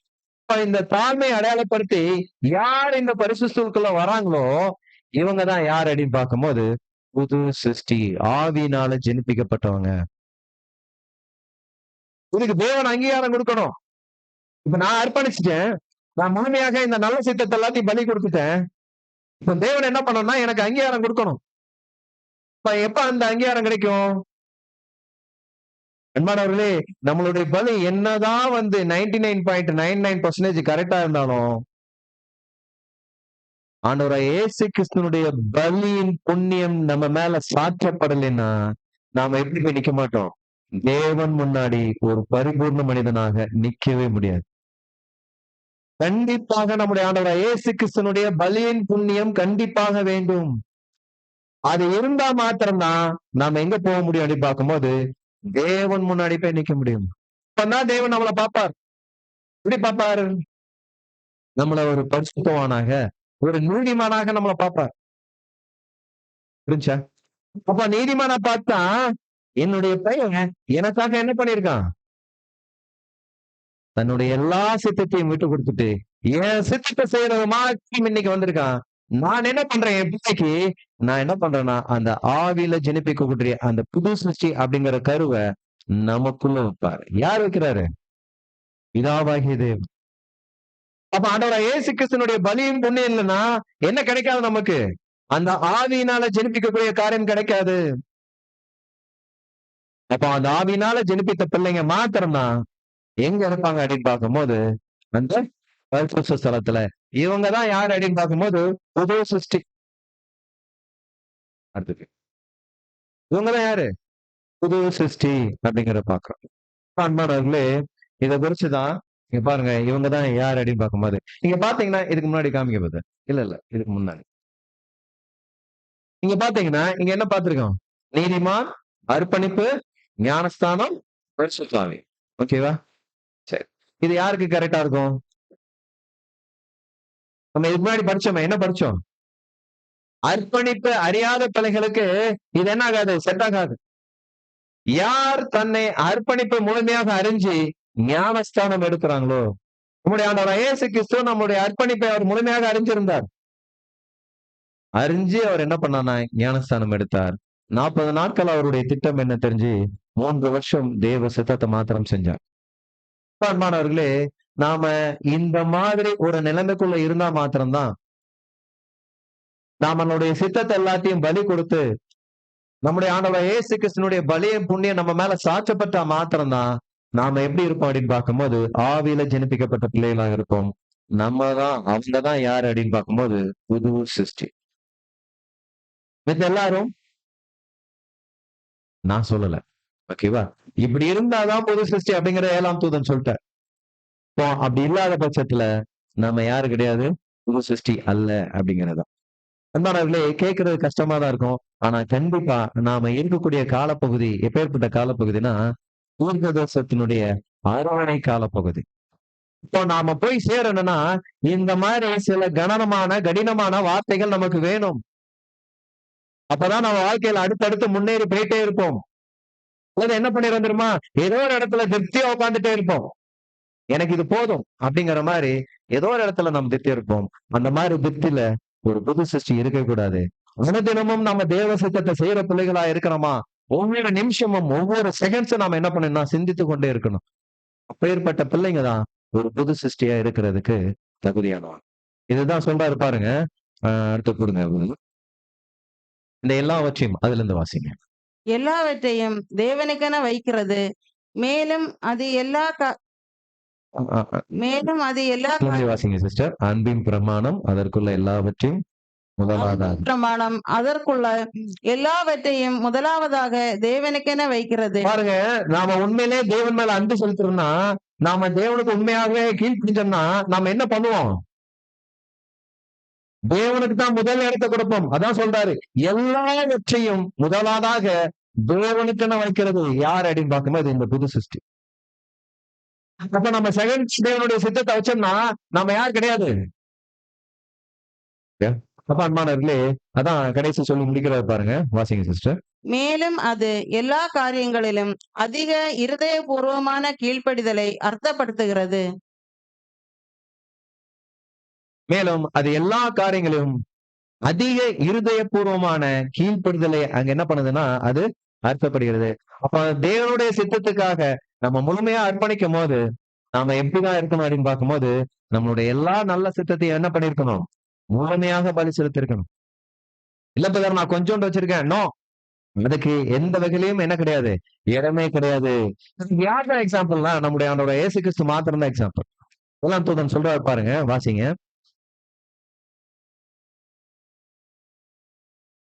ஆண்டவராகிய இயேசு அவர் தன்னுடைய உடன்படிக்கையின்படி புது சுபாவம் செழிப்பாக வளர வேண்டிய நிலைக்கு வரவும் உயிர்த்தெழுதலில் புதிய சரீரத்திற்கு ஆயத்தமாக இருக்கவும் வேண்டுமானால் மாம்சத்தை சிலுவையில் அறைய வேண்டும். தன்னுடைய புதிய சித்தத்திற்கு ஒப்பு கொடுக்கவும் கீழ்ப்படியவும் பண்ண வேண்டும். அப்ப அன்பானவர்களே, நமக்கு ஒரு இம்பார்ட்டன்டான எக்ஸாம்பிள் யார் அடி பார்க்கும்போது நம்முடைய ஆண்டவர் இயேசு கிறிஸ்து தான். அவர் என்ன பண்ணிருக்காரு பாருங்க, தேவன்கிட்ட செஞ்ச உடன்படிக்கைக்கு அவர் என்ன பண்ணணும், தன்னுடைய மாம்சத்தை முழுமையாக அடக்கி தேவ சித்தத்தை மாத்திரம் அவர் செஞ்சார். எது வரைக்கும்? கல்வாரியில மரிக்கிற வரைக்கும், அவருடைய மரண பரியந்தம். அதான் சொல்றா பாருங்க, சிலுவையில் அறைய வேண்டும், தன்னுடைய புதிய சித்தத்திற்கு ஒப்பு கொடுக்கவும் அவர் கீழ்ப்படிய பண்ண வேண்டும் அப்படின்னு. இப்ப இதை நம்முடைய ஆண்டவர் இயேசு கிறிஸ்து செஞ்சார் அப்படின்னு பார்க்கும்போது அவர் கல்வாரியில மரிக்கிற வரைக்கும், தான் மரணிக்கிற வரைக்கும் அவர் என்ன பண்ணா முழுமையாக தன்னை அர்ப்பணித்தார் அப்படிங்கிற காரியத்தை. இதேதான் யாரும் செய்யணும் அப்படின்னு பார்க்கும்போது அவரை பின்பற்றி வருகிற பின்னணியார்களும் இதேதான் செய்யணும். வேற ஏதாவது பண்ணணுமா? கிடையாது. அன்பானவர்களே, இதுதான் 7ஆம் தூதன் சொல்றாரு. இந்த மாம்சத்தினுடைய இயல்பு எப்படி இருக்கு தெரியுமா, நம்மள பண்ணக்கூடாத அளவுக்கு நம்மளை கட்டுப்படுத்திட்டு இருக்குமா. இதுதான் மாம்சத்தினுடைய இயல்பு. 7ஆம் தூதன் சொல்றாரு. அடுத்த ஸ்லைடு வாசிங்க.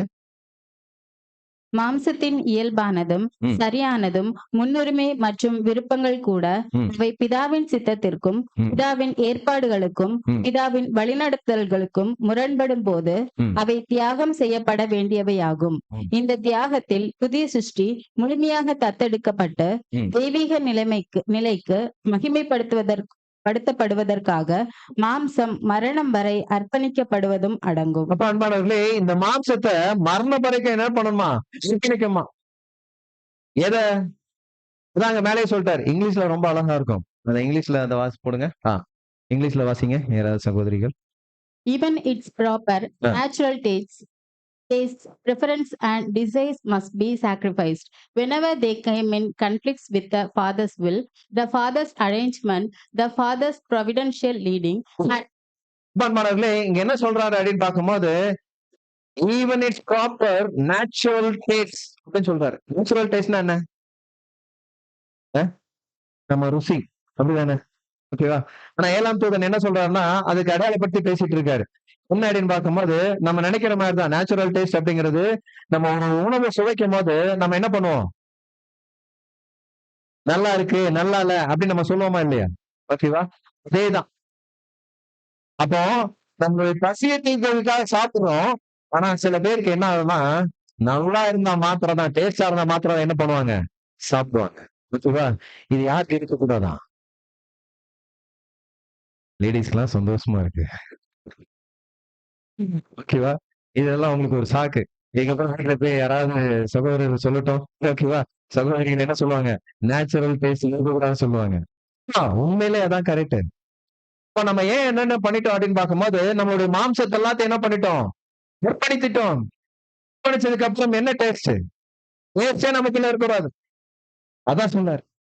அது சரியானதுதான். ஆனாலும் என்ன பண்ணக்கூடாது? எடுக்கவே கூடாது. பிரதர் சொல்றாரு, பிரதர் என்ன பிரதர் இப்படி போட்டீங்களே அப்படின்னு சொல்லிட்டு.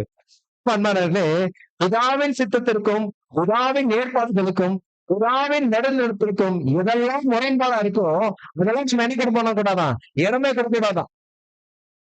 பாருங்க, இப்ப சகோதரர் என்ன பண்ணுவாங்கன்னா, நல்லா வெளிய எங்கேயாவது ஊழியம் போயிட்டு வந்திருப்பாங்க வச்சுக்கோங்களேன். ஒரு அறுவடை ஊழியத்துக்கு போயிட்டு வந்திருப்பாங்க. ஓகேவா?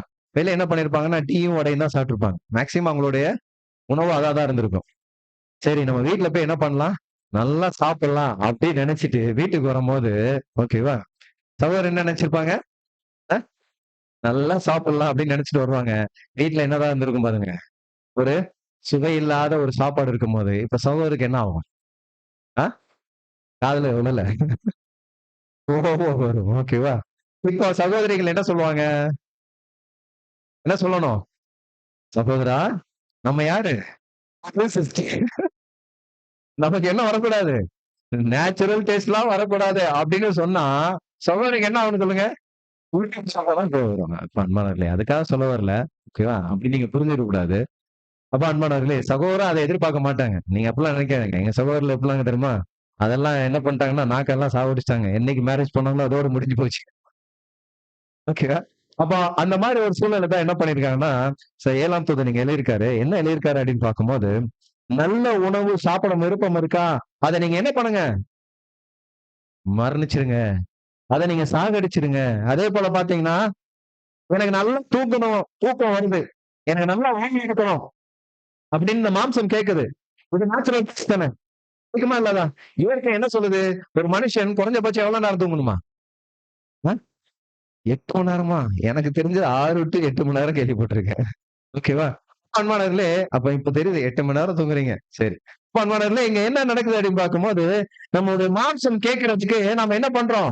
இடம் கொடுக்கிறோம். அப்ப நம்ம என்ன சொல்லணும்? நோ. நான் என்ன பண்ண மாட்டேன்? 8 மணி நேரம்லாம் தூங்க மாட்டேன். 6 மணி நேரமா? போதும். 4 மணி நேரமா? போதும். பாருங்க ஒரு உலகத்தார் நான் யாருன்னு சொல்ல மாட்டேன். நீங்களே கண்டுபிடிச்சுக்கங்க. எவ்வளவு நேரம் தான் தூங்குனாராம்? 2 ஹவர் தான் தூங்குனாராம். ஒரு உலகத்துல. ஓகே 1 ஹவரா 2 ஹவர்ஸா தெரியல. பெரியவங்களுக்கு தான் தெரியும். ஓகேவா? அவ்வளவு நேரம் தான் தூங்கியிருக்காராம். அப்போ நாம என்ன பண்ணணும் அப்படின்னு பார்க்கும்போது, 7ஆம் தூதனை எழுத்துல படிக்கிறதுக்கு நம்முடைய வாழ்நாள் முழுவதும் என்ன ஆகாது? தேவைப்பட்டாது. அப்ப நம்ம தூங்கலாமா? அதுக்காக தூங்க வேணாம்னு சொல்லல. நமக்கும் உடம்புக்கான உக்ரானத்துவம் இருக்கதான் செய்யுது. தூங்குங்க. ஓகேவா? அதுக்காக என்ன பண்ணக்கூடாதுன்னா, நம்ம உடம்பு கேட்கிற அளவுக்கு நம்மளுடைய ஓய்வு இருக்கக்கூடாது. நம்ம உடம்பு கேட்கிற அளவுக்கு தூக்கங்கள் இருக்கக்கூடாது. அதுதான் சொல்றாரு. அதுதான் என்னது? Natural taste. இத நீங்க குடுக்காதீங்க. இயற்கையா அது கேட்கும். ஆனா நீங்க குடுக்காதீங்க. நீங்க தேவ சித்தத்த செய்யறதுக்காக வந்திருக்கீங்க அப்படின்னு சொல்லணும். அதே போல பார்த்தீங்கன்னா, சில குடும்ப உறவு அன்பு நம்மள என்ன பண்ணும்னா, பண்ண வைக்குமா? எது? இதெல்லாம் நேச்சுரல் டேஸ்ட்ன்னு சொல்ல வர்றாரு. இப்ப நம்மளுடைய குடும்ப உறவு எனக்கு இது வேணும். இது எனக்கு பண்ணுங்க. ஆனா உங்களுக்கு என்ன இருக்காது? திராணி இருக்காது. ஆனாலும் அந்த குடும்ப உறவுல என்ன பண்ண வைப்பாங்கன்னா, பண்ண வைப்பாங்க. சில பேர் தாய்மாமன் சீர் கேள்விப்பட்டிருக்கீங்களா? ஓகேவா? நான்லாம் அனுபவிச்சிருக்கேன். அதனால தான் சொல்ல வரேன். ஆ? கடன் வாங்கியே சகோதரர்லாம் செஞ்சிருக்காங்களாம். இப்போ இதெல்லாம் வந்து செய்யணுமா அப்படின்னு ஒரு சகோதரர்கிட்ட, ஒரு புருஷச்சி கிட்ட கேட்டா, நம்மளுடைய திராணி என்ன? அதற்கு தான் நம்ம அத செய்ய முடியுமே தவிர, அதற்கு மிஞ்சி நம்ம என்ன செய்ய முடியாது? சிம்பிளா சொல்லிருவோம். ஓகேவா? அதே போல 7ஆம் தூதன் கூட ஒரு இடத்துல சொல்லியிருப்பார். என்ன சொல்லியிருப்பாருன்னா, இப்போ ஒரு சகோதரர் நம்ம வீட்டுக்கு வர்றாருன்னு வச்சுக்கோங்களேன். ஃபார் எக்ஸாம்பிள், இப்ப யார் உங்க வீட்டுக்கு வந்தா ரொம்ப சந்தோஷமா இருப்பீங்க? எந்த சகோதரர்? மூத்த சகோதரர். ஓகேவா? யார் உங்க வீட்டுக்கு வந்தா ரொம்ப சந்தோஷமா இருப்பீங்க? அ எல்லாரும் வந்தாலும். ஓகே. சரி. நானே உங்களுக்கு வந்து ஒரு சின்ன எக்ஸாம்பிள் சொல்றேன். ஒரு மூத்த சகோதரர் நம்ம வீட்டுக்கு வர்றாருன்னு வச்சுக்கோங்களேன். சரியா? ஆண்டவராகிய இயேசு கிறிஸ்துவ வச்சுக்கலாமா? ஆ? வச்சுக்கலாமா? அவர் உங்க வீட்டுக்கு வர்றாருன்னு வச்சுக்கங்க. இப்ப நீங்க உங்க வீட்ல என்ன இருக்குன்னா, கஞ்சியும், அப்புறம் மிளகா, அப்புறம் கொஞ்சம் கருவாடு, அப்புறம் இதெல்லாம் டேஸ்ட்டுக்கு வேணாம். கருவாடு எடுத்துறலாம். சரியா? அப்புறம் கொஞ்சம் வெங்காயம். இது மாத்திரம் தான் உங்களுக்கு இருக்கு. இப்ப உங்க வீட்டுக்கு ஆண்டவராகிய இயேசு கிறிஸ்து வாராரு அப்படின்னு தெரிஞ்ச உடனே, நீங்க என்ன பண்ணுவீங்க? நேச்சுரலா நீங்க சொல்லுங்களேன். மட்டன் பிரியாணி, அப்புறம் இப்ப ஆண்டவராகிய இயேசு கிறிஸ்துக்கு என்னெல்லாம் பிடிக்குமோ, அதெல்லாம் என்ன பண்ணுவோம்? அரேஞ்ச் பண்ணவே மாட்டோமா? ஓகேவா? ஆண்டவராகிய இயேசு கிறிஸ்துக்கு என்ன பிடிக்கும்? அ? என்ன பிடிக்கும்? நம்மள மாத்திரம் தான் பிடிக்கும். ஓகேவா? நம்மள மாத்திரம் தான் பிடிக்கும். அவருக்கு என்ன பிடிக்கும்னா, அவர் பிதாவாகிய சித்தத்தை செய்யறதுக்கு மாத்திரம் விருப்பப்பட்டாரு. அதே போல நாமளும் பிதாவாகிய தேவனுடைய சித்தத்தை செய்யறோமா அப்படிங்கிற மாத்திரம் தான் பார்ப்பாரு. இது ஆண்டவர் இயேசு கிறிஸ்துவினுடைய எண்ணங்கள். ஓகே. ஆனா நம்மளுடைய எண்ணங்கள் எப்படி இருக்கும் அப்படின்னு பார்க்கும்போது, அவருக்கு என்னெல்லாம் பிடிக்குமோ, அதெல்லாம் செய்யறதுக்கு நம்ம என்ன பண்ணுவோம்? அ பிரதர்ட்ட கடன் வாங்கி, சார் எங்க வீட்டுக்கு ஆண்டவர் இயேசு கிறிஸ்து வராரு. எனக்கு ஒரு ரூ. 1000 தாங்கன்னு சொல்லிட்டு கடன் வாங்கிட்டு என்ன பண்ணுவோம்னா, போயிட்டு வீட்ல எல்லாத்தையும் செஞ்சு வைப்போம். ஓகேவா? அப்ப இது நேச்சுரல், இது இயற்கை. பட் இத பண்ணலாமா அப்படின்னு பார்க்கும்போது, பண்ணக்கூடாது. நம்ம வீட்ல என்ன இருக்கோ, அத மாத்திரம் என்ன பண்ணுங்க? குடுங்க. கஞ்சி இருக்கா? குடுங்க. இல்ல எனக்கு கஞ்சி கூட இல்ல. தண்ணி குடிக்க தான் வழி இருக்குதா? தண்ணி குடுங்க. இல்ல எனக்கு தண்ணி குடுக்க கூட வழி இல்லைன்னா, என்ன பண்ணுங்க? வாங்க வீட்டுக்கு. வந்து உட்காருங்க. பேசுங்க. சத்தியத்த சொல்லுங்க. ஏன்னா என்கிட்ட என்ன இல்ல? தண்ணி குடுக்க கூட என்ட்ட வழி இல்லன்னு சொன்னா கூட, நம்ம கூட இருக்கிற புது சிருஷ்டியான சகோதரர்கள் என்ன பண்ண மாட்டாங்க தெரியுமா? அதெல்லாம் ஒரு பெரிய காரியமாவே இருக்க மாட்டாங்க. அப்ப ஆண்டவராகிய இயேசு கிறிஸ்து ஏத்துக்கிடுவாரா அப்படின்னு பார்க்கும்போது ஏத்துக்கிட மாட்டாரு. அதே போல புது சிருஷ்டியா யார் இருக்காங்களோ, அவங்களும் என்ன பண்ண மாட்டாங்கன்னா, இந்த மாரி ஒரு பகட்டு வேலைக்கு அவங்க அவங்க சப்போர்ட்டே பண்ண மாட்டாங்க. என்ன இருக்கோ அத மாத்திரம் தான் ஏத்துக்கிடுவாங்க. அப்ப அன்பானவர்களே, அதே போல பார்த்தீங்கன்னா, இயற்கையான அந்த டேஸ்ட் மித்த என்ன சொல்ல வர்றாருன்னா, அழகு, இசை, இயற்கையை ரசிக்கிறது. பண்றோமா இல்லையா? என்ன பண்றோம்? இயற்கையை ரசிக்கிறதுக்காக என்ன பண்றோம்? பீச் போவோம். அப்புறம் கொடைக்கானல், ஊட்டி இங்கெல்லாம் போவோம். போலாமா அப்படின்னு பார்க்கும்போது, போகிறது தவறு இல்ல. திராணி இருக்கிறவங்க பண்ணுங்க. இப்ப திராணி இல்லாட்டா கூட நம்ம என்ன பண்ணக்கூடாதுன்னா, திராணி இருந்தா கூட அத பண்ணாம நம்ம வந்து தவிர்க்கிறது நல்ல விஷயம். என்ன அப்படின்னு பார்க்கும்போது, நம்மளுடைய நல்ல சித்தத்த எல்லாத்தையும் என்ன பண்ணிட்டோம்? நறுக்கி குடுத்துறோம். அது ஒரு நேச்சுரல் டேஸ்ட். அது வேணாம் அப்படிங்கிற காரியத்த தான் சொல்றாரு. இல்ல நான் இங்க இந்த இடத்துக்கு போனா தான் எனக்கு நல்ல மரியாதை கிடைக்கும். இல்ல நான் இந்த எக்லேஷியர்ல போய் நான் போனா தான் எனக்கு நல்ல மரியாதை கிடைக்கும். இந்த சகோதரருக்கு போனா தான் மரியாதை கிடைக்கும். நோ. அத என்ன பண்ணாதீங்க. அந்த மரியாதைய எதிர்பார்க்காதீங்க. உங்கள அதிகமா அசிங்கப்படுத்துறாங்களோ, அவமானப்படுத்துறாங்களோ, அந்த இடத்துக்கு போக நீங்க என்ன பண்ணுங்க? முயற்சி பண்ணுங்க அப்படின்னு சொன்னாரு. ஆனா என்ன அர்த்தம்? அப்பந்தான் நம்ம என்ன பண்ணிருக்கோம்னா, நம்மளை முழுமையாக தேவனிடத்துல அர்ப்பணிச்சிருக்கோம். தேவ சித்தத்தை செய்யறதுக்காக நம்ம என்ன பண்ணிருக்கோம்? முழுமையாக அர்ப்பணிச்சிருக்கிறோம் அப்படிங்கிற காரியத்த. அதே போல கடைசியில என்ன சொல்லி முடிக்கிறார்ன்னா, திருமணம் அப்படிங்கிற காரியத்தையும் இதிலே கொண்டு வர்றார். நம்மளுடைய சப்ஜெக்ட் என்ன அப்படின்னு பார்க்கும்போது, அந்நிய நுகத்திலே பிணைக்கப்படாதிருப்பார்கள. இப்ப திருமணமும் அதேதான். Natural taste. அப்போஸ்தலன் பவுல் இத குறிச்சு ரொம்ப டீட்டெயிலா சொல்றாரு. 1 கொரிந்தியர் 7ஆம் அதிகாரத்துல. இப்போ இந்த திருமண காரியத்தை நாம என்ன பண்ணணும் அப்படின்னு பார்க்கும்போது, பலிபீடத்துல வைக்கிற பிள்ளைகளா தான் இருக்கணுமே தவிர, யாரு? திருமணம் ஆனவங்க கிடையாது. திருமணம் ஆகப் போகிற பிள்ளைகள் அப்படின்னு பார்க்கிறோம். அப்ப இதையும் நாம எங்க தான் வைக்கணும்? பலிபீடத்துல தான் வைக்கணும். அது நல்ல சித்தம் தான். அந்த காரியத்த நம்ம என்ன பண்ணணும்னா, பலிபீடத்துல வச்சிடணும். தேவன் அதுக்கான வாய்ப்பை ஏற்படுத்தி கொடுக்கும்போது நம்ம பண்ணிக்கலாமே தவிர, நம்மளா என்ன பண்ணக்கூடாது? எந்த ஒரு முயற்சிகளும் பண்ணக்கூடாது அப்படிங்கிற காரியத்தை தான். அன்பானவர்களே, இதுதான் வேதாகமம் நமக்கு போதிச்சு கொண்டிருக்கு. நேச்சுரல் டேஸ்ட் அப்படிங்கிற காரியத்தை. அப்ப தேவனுடைய சித்தத்திற்கு எதிராக வந்த எந்த ஒரு காரியத்தையும் நம்ம என்ன பண்ணணும்னா, அதை தியாகம் செய்திடணும். அது சாப்பாட்டா இருந்தாலும் சரி, குடும்ப அணைகளா இருந்தாலும் சரி, அது நமக்குள்ள மரியாதை இருந்தாலும் சரி, திருமணமானாலும் நாம என்ன பண்ணணும்னா, அது தேவ சித்தத்துக்கு எதிராக வருதா, அதை நாம என்ன பண்ணிடணும் அப்படின்னு பார்க்கும்போது, அதை சாக்ரிஃபைஸ் பண்ணிடணும், தியாகம் செய்திடணும் அப்படிங்கிறதுதான். ரொம்ப அன்பானவர்களே, இதற்கு சில உதாரணத்தை கூட எல்லாம் தூதன் சொல்றாரு. ஒரு நல்ல வேலை வேணும். நல்ல வேலை இருந்தா தான் நான் என்ன பண்ண முடியும்? எக்லீசியாக்கு ஏதாவது கான்ட்ரிபியூஷன் கொடுக்க முடியும். அதுக்காக நம்ம ஒரு நல்ல வேலையை தேர்ந்தெடுக்கிறோம் வச்சுக்கோங்களேன். சில பேர் அந்த மாதிரி தேர்ந்தெடுக்கிறாங்க. பிரதர், நான் கான்ட்ரிபியூஷன் நிறைய கொடுக்கலாம் பிரதர். இப்ப எனக்கு ஒரு நல்ல வேலை வேணும்ல அப்படின்னு நிறைய பேர் செலக்ட் பண்றாங்க. இல்லாமா? நோ. நான் எந்த அளவுக்கு தேவ சித்தத்தை செய்யறதுக்காக என்னுடைய நேரத்தை செலவு பண்றேன், அதற்கு தகுந்த மாதிரி நம்ம என்ன பண்ணணும்? வேலையை செலக்ட் பண்ணணுமே தவிர, வேலையை செலக்ட் பண்ணிட்டு நம்ம என்ன பண்ணக்கூடாது? தேவ சித்தத்தை செய்யறதுக்காக போகக்கூடாது. இப்ப என்னுடைய சித்தம் நான் தேவனுக்காக குறைஞ்சபட்சம் 8 மணி நேரம் 10 மணி நேரம் செலவு பண்ணணும்னா, மிச்சம் இருக்கிற நேரத்துக்கு நான் என்ன பண்ணணும்? ஒரு வேலையை செய்யணும் அப்படிங்கிற நோக்கத்துலதான் நம்ம என்ன பண்ணணும்னா அந்த வேலையை செலக்ட் பண்ணணும். அது மாத்திரமல்ல, குடும்பத்தை நேசிக்கக்கூடிய காரியம். குடும்பத்தை நாம எதுக்கு மேல நேசிக்க கூடாது? தேவ சித்தத்துக்கு மேல நம்ம என்ன பண்ணிடக்கூடாது? நேசிச்சிடக்கூடாது. புரிஞ்சா? அதே போல பாத்தீங்கன்னா, நமக்கு நிறைய சுகபோக வாழ்க்கைகள் வாழ்றதுக்கான நம்ம நிறைய முயற்சிகள் எடுப்போம். அதெல்லாம் நமக்கு என்ன ஆயிடும்னா, நம்மளுடைய தேவ சித்தத்திலிருந்தே நம்மளை வெளிக்கொண்டு வர அளவுக்கு அந்த ஒரு காரியம் போயிரும். அதனால அதுக்கெல்லாம் நம்ம என்ன பண்ணக்கூடாது அப்படின்னு பார்க்கும்போது இடமே கொடுக்கக்கூடாது. அன்பானவர்களே, நம்மளுடைய மாம்சத்துல இருக்கிற நல்ல ஆசைகளும் கூட ஒரு பொது சிருஷ்டியின் அழைப்புக்கு இடையூறாக இருந்துச்சுன்னா நம்ம என்ன பண்ணிடுறோம் அப்படின்னு பார்க்கும்போது சிலுவையில அதை வைத்து விட வேணும். இப்ப அந்த நல்ல காரியத்துல நம்ம சிலுவையில அரைஞ்சிட்டோம். அதுக்கப்புறம் நம்ம சிலுவையில இருந்து எடுத்தோம்னா நம்ம முற்படணுமா? சரி, சிலுவையில இருந்து எடுத்தா என்ன ஆகும் சொல்லுங்க? இப்ப ஒண்ணும் இல்ல, தம்பி இருக்கிறாங்கன்னு வச்சுக்கோங்களேன். தம்பியை வந்து நம்ம என்ன பண்றோம்?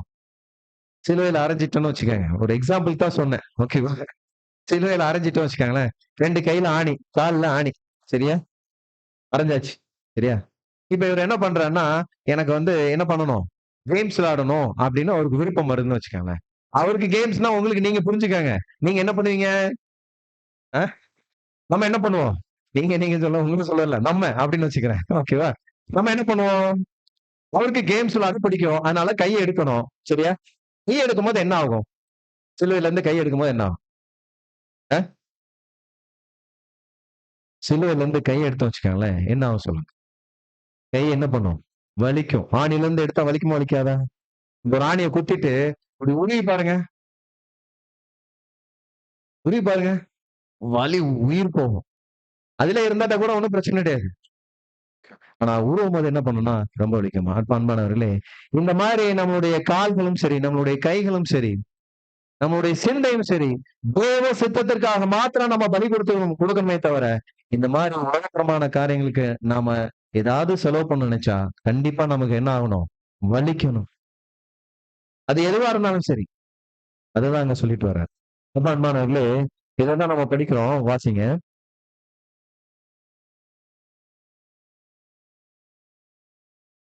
இந்த உண்மைகள் இந்த உண்மைகளை கருத்தில் கொள்ளும்போது புதிய சித்தத்துக்கு முன் எவ்வளவு கடினமான பணி இருக்கிறது என்பதை எளிதில் புரிந்து கொள்ளலாம். அன்பானவர்களே, இதுதான் நம்ம சொன்னோம். யார் புது சிருஷ்டி அப்படின்னு பார்க்கும்போது, இந்த உண்மைகள்லாம் தெரிஞ்சு யார் தன்னை முழுமையாக அர்ப்பணிச்சிருக்காங்களோ அவங்கதான் ஆவியினால ஜெனிப்பிக்கப்பட்ட பிள்ளைகள். அப்ப இதெல்லாம் தெரியாம நாம எடுத்துருந்தோம்னு வச்சுக்கோங்களேன். இப்ப நீங்களே என்ன பண்ணுங்க? அதுல என்ன பண்ணலாம்? ஃபில்லிங் த பிளாங்க்ஸ் அப்படின்னு சொல்லிட்டு ஒரு பிளாங்கா விட்டுறேன். நீங்களே சிருஷ்டி. நீங்களே என்ன பண்ணுங்கன்னா, அந்த ஃபில்லிங் த பிளாங்க்ல ஃபில் பண்ணிக்காங்க. அன்பானவர்களே, இந்த உண்மைகளை கருத்தில் கொள்ளும்போது புதிய சித்தத்துக்கு எவ்வளவு கடினமான பணி இருக்கிறத நீங்க சிந்திச்சு பாருங்க. புரிஞ்சுக்கொள்ளுங்க. சாதாரணமா இல்ல.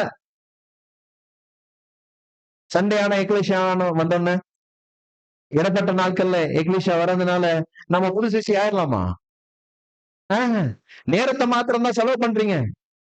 அப்ப நீங்க என்ன பண்ணணும்? உண்மையாக உங்களை சமர்ப்பிக்கணும்.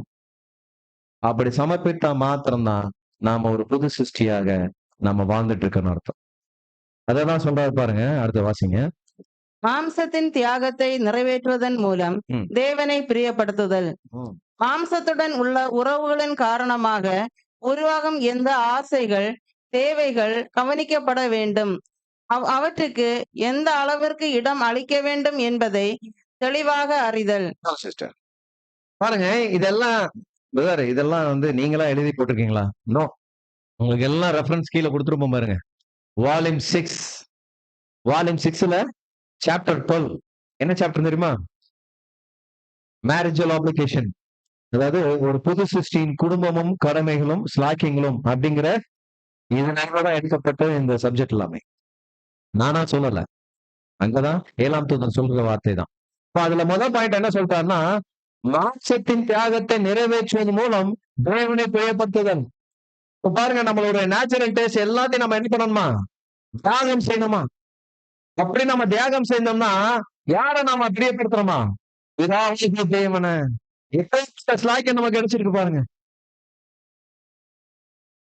இரண்டாவது, மாம்சத்தினுடன் உள்ள உறவுகளின் காரணமாக உருவாகும் எந்த ஆசைகள், தேவைகள் கவனிக்கப்பட வேண்டும், அவற்றுக்கு எந்த அளவுக்கு நாம இடம் கொடுக்கணும் அப்படிங்கிறத நாம நிர்ணயிக்கணுமா?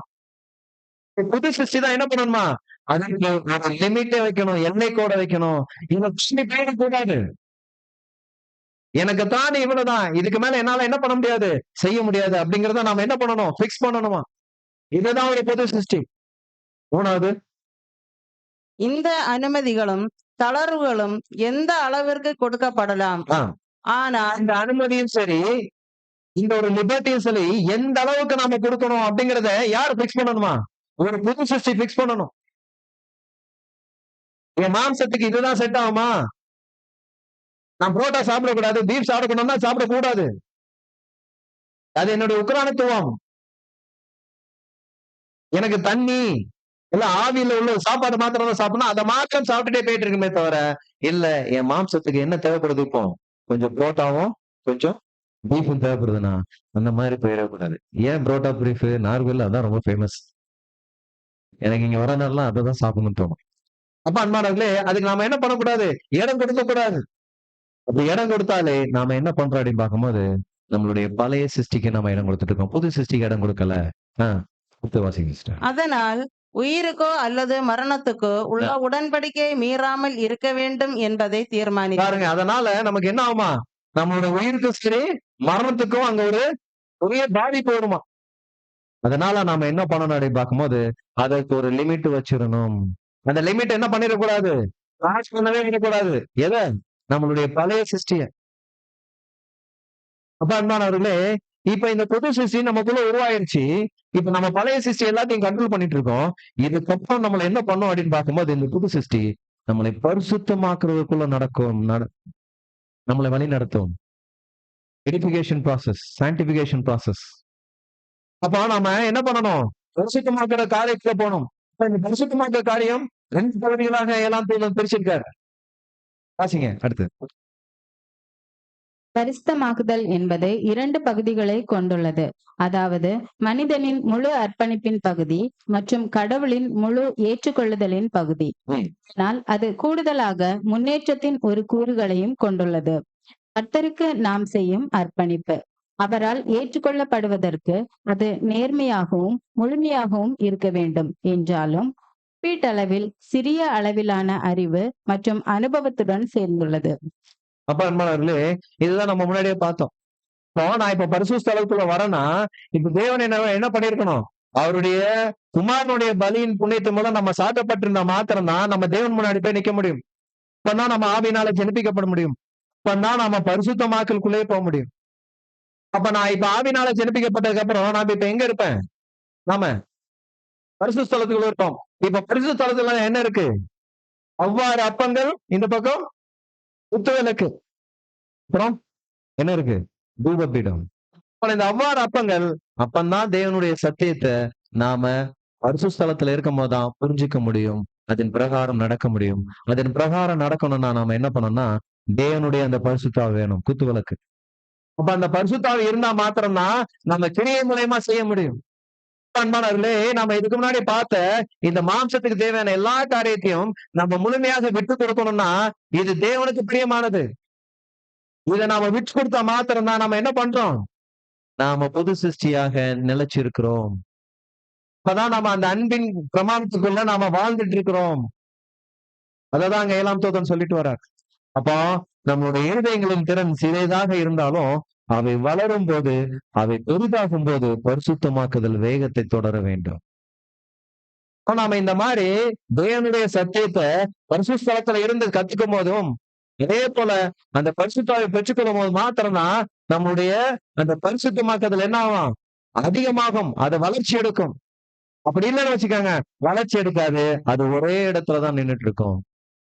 அது ஒரு நாள் என்ன ஆயிரும், தேவனுடைய கிருபைய விருதாக பெற்றனால அது என்ன ஆயிரும்னா வெளியே போயிரும் அப்படிங்கிற பார்க்கலாம். அன்பானவர்களே, நம்ம மாம்சத்தின்படி வாழ்ந்தால் மாசம்படி என்ன ஆகும், சாவோம். ஆவியின்படி வாழ்ந்தா மாத்திரம்தான் நம்மள ஆவியினால தேவன் என்ன பண்ணுவாரு, உயிர்ப்பிப்பாரு அப்படிங்கிற காரியத்தை தான் அப்போஸ்தலன் பவுலுடைய வார்த்தைகளை நம்ம பார்க்கணும். அன்பானவர்களே, இப்போ ஒரு புது சிருஷ்டி முதலாவதாக புதிதாய் பிறந்த சித்தம் கொண்டதாக இருக்கணும். இப்ப புதிதாய் பிறந்த சித்தம் என்ன சித்தம் அப்படி பார்க்கும்போது தேவனுடைய சித்தம். இப்ப நம்முடைய மாம்ச சித்தத்தை எல்லாத்தையும் நாம என்ன பண்ணோம்னா மறிக்க கொடுத்துடணும். நான் இதற்கப்புறம் தேவ சித்தத்தை மாத்திரம் தான் செய்வேன் அப்படின்னு யாரெல்லாம் சொல்லி ஞானஸ்தானம் எடுக்கிறாங்களோ, என்ன ஞானஸ்தானம், தண்ணீர் அடையாளம் மாத்திரம் சொல்ல வரல, சிந்தான எடுக்கக்கூடிய ஞானஸ்தானம். அதை எடுத்து தேவ சித்தத்தை மாத்திரம் யாரு செய்யறாங்களோ அவங்கதான் யார் அப்படின்னு பார்க்கும்போது புது சிருஷ்டி. இந்த புது சிருஷ்டி தான் என்ன பண்ணுவாங்கன்னா தேவனுடைய சித்தத்துக்கு முதலாவது இடம் கொடுப்பாங்க. மித்த எல்லாத்தையும் என்ன பண்ணுவாங்கன்னா செகண்டரி ஒர்க்கு தான் போவாங்க. அதான் அங்க சொல்லிட்டு வர. அன்பானவர்களே, நம்முடைய சப்ஜெக்டோடைய தலைப்பு என்ன அப்படின்னு பார்க்கும்போது ஒரு புது சிருஷ்டி அந்நிய நுகத்தில் என்ன பண்ணக்கூடாதான், பிணைக்கப்படாதிருப்பீர்களாக. அந்நிய நுகத்தில் பிணைக்கப்படாதிருப்பீர்களாக. இவ்வளவு நேரம் நாம என்ன பார்த்தோம், ஒரு புது சிருஷ்டி எப்படி இருக்கணும், எப்படி இருக்கக்கூடாது, எதை அர்ப்பணிக்கணும், எதை செய்யக்கூடாது அப்படிங்கிற தெளிவா நம்ம பார்த்துட்டோம். சரியா? இப்ப நம்ம சப்ஜெக்ட்ல போகும்போது நீங்களே என்ன பண்ணிருங்க தெரியுமா, அதற்கான ஆன்சர் சொல்லுவீங்க. சரியா? சரி, ஒரு கோல்டன் பேச்சுலர் அடுத்து வாங்க. யார் பேச்சுலர்? இங்க யாரெல்லாம் பேச்சுலரா இருக்கீங்க? யாருமே இல்லையா? யாருமே இல்லையா? முன்னாடி இருக்கலாம் விட்டுருங்க, அவங்களாம் குழந்தைங்க. யாருமே பேச்சுலர் இல்லையா? Okay, bachelor, very good. வேற யாரு? பேச்சுலர். வேற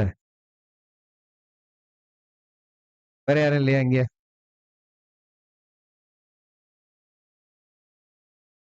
பேச்சுலரா? ஓகே.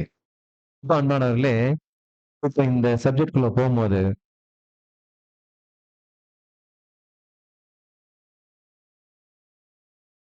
சாரி, எனக்கு அந்த டிஃபரன்ஷியேட் தெரியாது. ஓகே. ஃபீமேலுக்கு சகோதரர் ஒரு வார்த்தை சொன்னாங்க, அது உண்மையிலே எனக்கு தெரியல. சரியா? இப்ப அன்பானவர்களே, இப்ப நாம என்ன பார்க்க போறோம் அப்படின்னு பார்க்கும்போது அந்நிய நுகத்தில் பிணைக்கப்படாது இருப்பதாக. இப்ப அன்பானவர்களே, இப்போ ஆவியினால ஜெனிப்பித்த பிள்ளைங்க இப்ப என்ன பண்ண போறாங்க அப்படின்னு பார்க்கும்போது திருமணம் செய்யணும்னு ஒரு முடிவு எடுத்திருக்காங்கன்னு வச்சுக்காங்க. சரியா? இப்ப என்ன முடிவு எடுத்திருக்காங்க நீங்களே சொல்லுங்களேன். ஆவியினால ஜெனிப்பிக்கப்பட்ட பிள்ளைங்க திருமணம் செய்யணும் முடிவு பண்ணிருக்காங்கன்னா என்ன முடிவு பண்ணிருக்காங்க?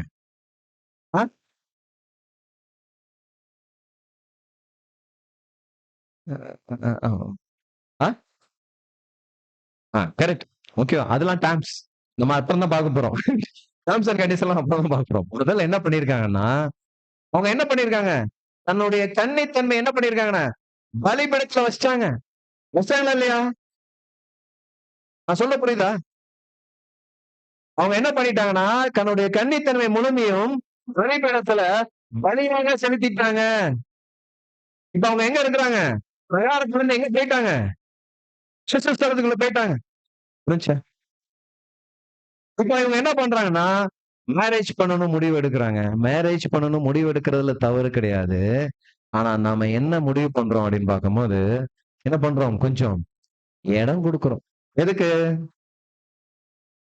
இப்போ பவுல் இதை குறிச்சு ரொம்ப டீட்டெயிலா 1 கொரிந்தியர் 7ஆம் அதிகாரத்துல பேசிட்டு இருக்காரு. நம்ம தொடர்ச்சியா நம்ம அதான் பார்க்க போறோம். படிக்கலாம் பாருங்க.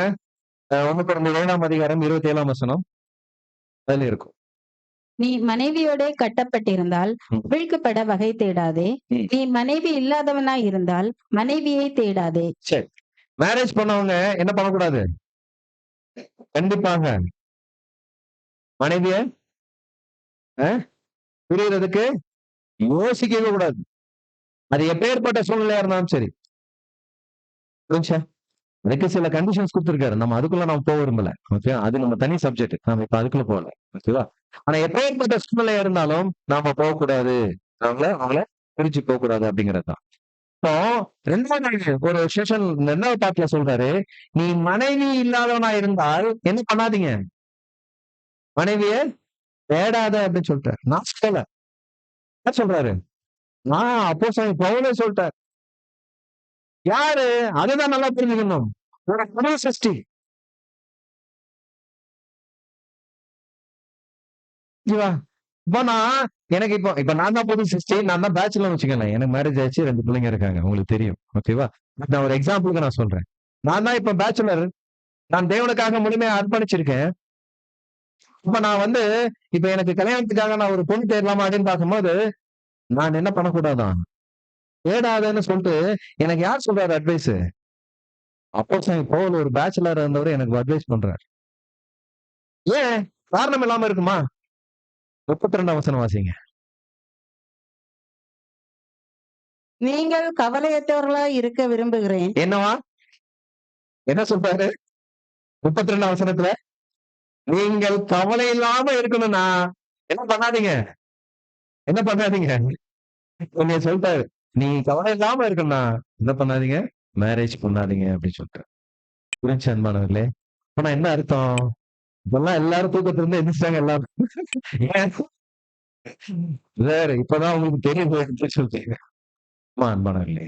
அப்போஸ்தலன் பவுல் ரொம்ப தெளிவா சொல்றாரு. நீங்கள் கவலையற்றவர்களாய் இருக்க விரும்புகிறேன் அப்படின்னு நீங்க விருப்பப்படுறீங்கன்னா, நீங்க என்ன பண்ணாதீங்க? மனைவியை தேடாதீங்க. இல்ல எனக்கு கவலை வேணும். தாராளமா. அதெல்லாம் ஒண்ணும் பிரச்சனை கிடையாது. ஓகேவா? இதை குறிச்சு 7ஆம் தூதன் சொல்றாரு பாருங்க. வால்யூம் 6ல வாசிங்க.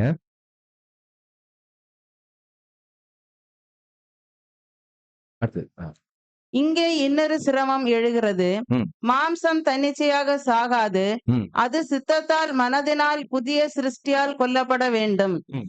ஆகவே தேவனுடைய சித்தத்தின்படி சில அனுமதிகள் கொடுக்கப்பட வேண்டும் என்பதை உணர்ந்தபோது ம். மாம்சம் அந்த அனுமதிகளை பயன்படுத்தி கொண்டு ம். தேவைப்படுகின்றவற்றை விட அதிகமான அனுமதிகளையும் ம். மேலும் தகுதியற்ற சுதந்திரங்களையும் உரிமைகளையும் கோரத் தொடங்குகிறது. ம். இவை உடன்படிக்கையால் கட்டுப்பட்ட தியாகத்திற்கு தடையாக மாறுகின்றன. அப்ப அன்பானவர்களே, இங்க 7ஆம் தூதன் ஒரு காரியத்தை சொல்லிட்டு வர்றார். இங்க இன்னொரு சிரமம் எழுகிறது. என்ன சிரமம்? மாம்சம் தன்னிச்சையாக சாகாது. இப்ப நான் தான் பேச்சுலர். எனக்கு என்ன பண்ணணும்? நான் மனைவியை தேடக்கூடாது. ஓகேவா? அப்படிங்கிற காரியத்தை சொல்லிட்டாரு. அது என்னோட மாம்சத்துக்கான ஒரு காரணம் அப்படின்னு சொல்றாரு. அப்போஸ்தலன் பவுல் என்ன சொல்றாரு? விலக தாபதம் அப்படின்னு சொல்றாரு. அப்ப இது மாம்சத்துக்கான காரியம். அந்த விலக தாபதம் அப்படிங்கிறது. இப்போ இந்த ஒரு மாம்சத்து காரியத்தை நான் என்ன பண்ணணும்? சாகடிக்கணுமா? சாகடிக்க முடியும்? இது நான் தனியா சாகடிக்க முடியுமா அப்படின்னு பார்க்கும்போது கண்டிப்பா முடியாது. இவன் கூட நான் 2, 3 சேர்க்கணுமா? இதெல்லாம் சொல்றாரு பாருங்க. முதல்ல என்ன ஆகும்னா, அது சித்தத்தால் மனதினால் புதிய சிருஷ்டியால் கொல்லப்பட வேண்டும். இப்ப என்னுடைய சித்தம் தேவ சித்தமா இருந்துச்சுன்னா, என்னுடைய மனது தேவனுடைய மனதிற்கு இசைவாக இருந்துச்சுன்னா, நான் புது சிருஷ்டியா இருந்தா என்ன பண்ண முடியும்? கொல்ல முடியும். நல்லா பாயிண்ட் புரிஞ்சுக்கணும். இப்ப தன்னிச்சையா அதை என்னால சாகடிக்க முடியுமா அப்படின்னு பார்க்கும்போது முடியாது. இந்த விரக தாபத்தை இப்ப எனக்குள்ள என்ன இருக்கணுமா? தேவனுடைய சித்தம் இருக்கணும். தேவனுடைய அந்த மனது இருக்கணும். தேவனுடைய சிந்தை இருக்கணும். அது இருந்தா மாத்திரம்தான் அந்த புது சிருஷ்டியால தான் அதை என்ன பண்ண முடியும்? என்னால கொல்ல முடியும் அப்படிங்கிறது. இந்த ஒரு உடன்படிக்கையால் நம்ம என்ன பண்ண முடியும்? அதை கட்டுப்படுத்த முடியும். அதை சாக்ரிஃபைஸ் பண்ண முடியும் அப்படிங்கறத 7ஆம் தூதன் நமக்கு அட்வைஸா பண்றார். இதை எப்படி புரிஞ்சுக்கலாம் அப்படின்னு பார்க்கும்போது 7ஆம் தூதன் என்ன பண்றாருன்னா, ரீஃபரன்ஸ் நம்பர் 59:34 இந்த கதைகள் நீங்க எல்லாருமே கேட்டிருப்பீங்க. அங்க இருக்காது. ஓகேவா? அப்போ ஒரு புது சிருஷ்டி ஒரு பழைய சிருஷ்டியை கட்டுப்படுத்தணும்னா புது சிருஷ்டி என்ன பண்ணணும்? புது சிருஷ்டியை சார் புது சிருஷ்டி பழைய சிருஷ்டி என்ன பண்ணணும்? கண்ட்ரோல்லே வச்சிருக்கணுமா? எப்படி? பெண் இருக்கா?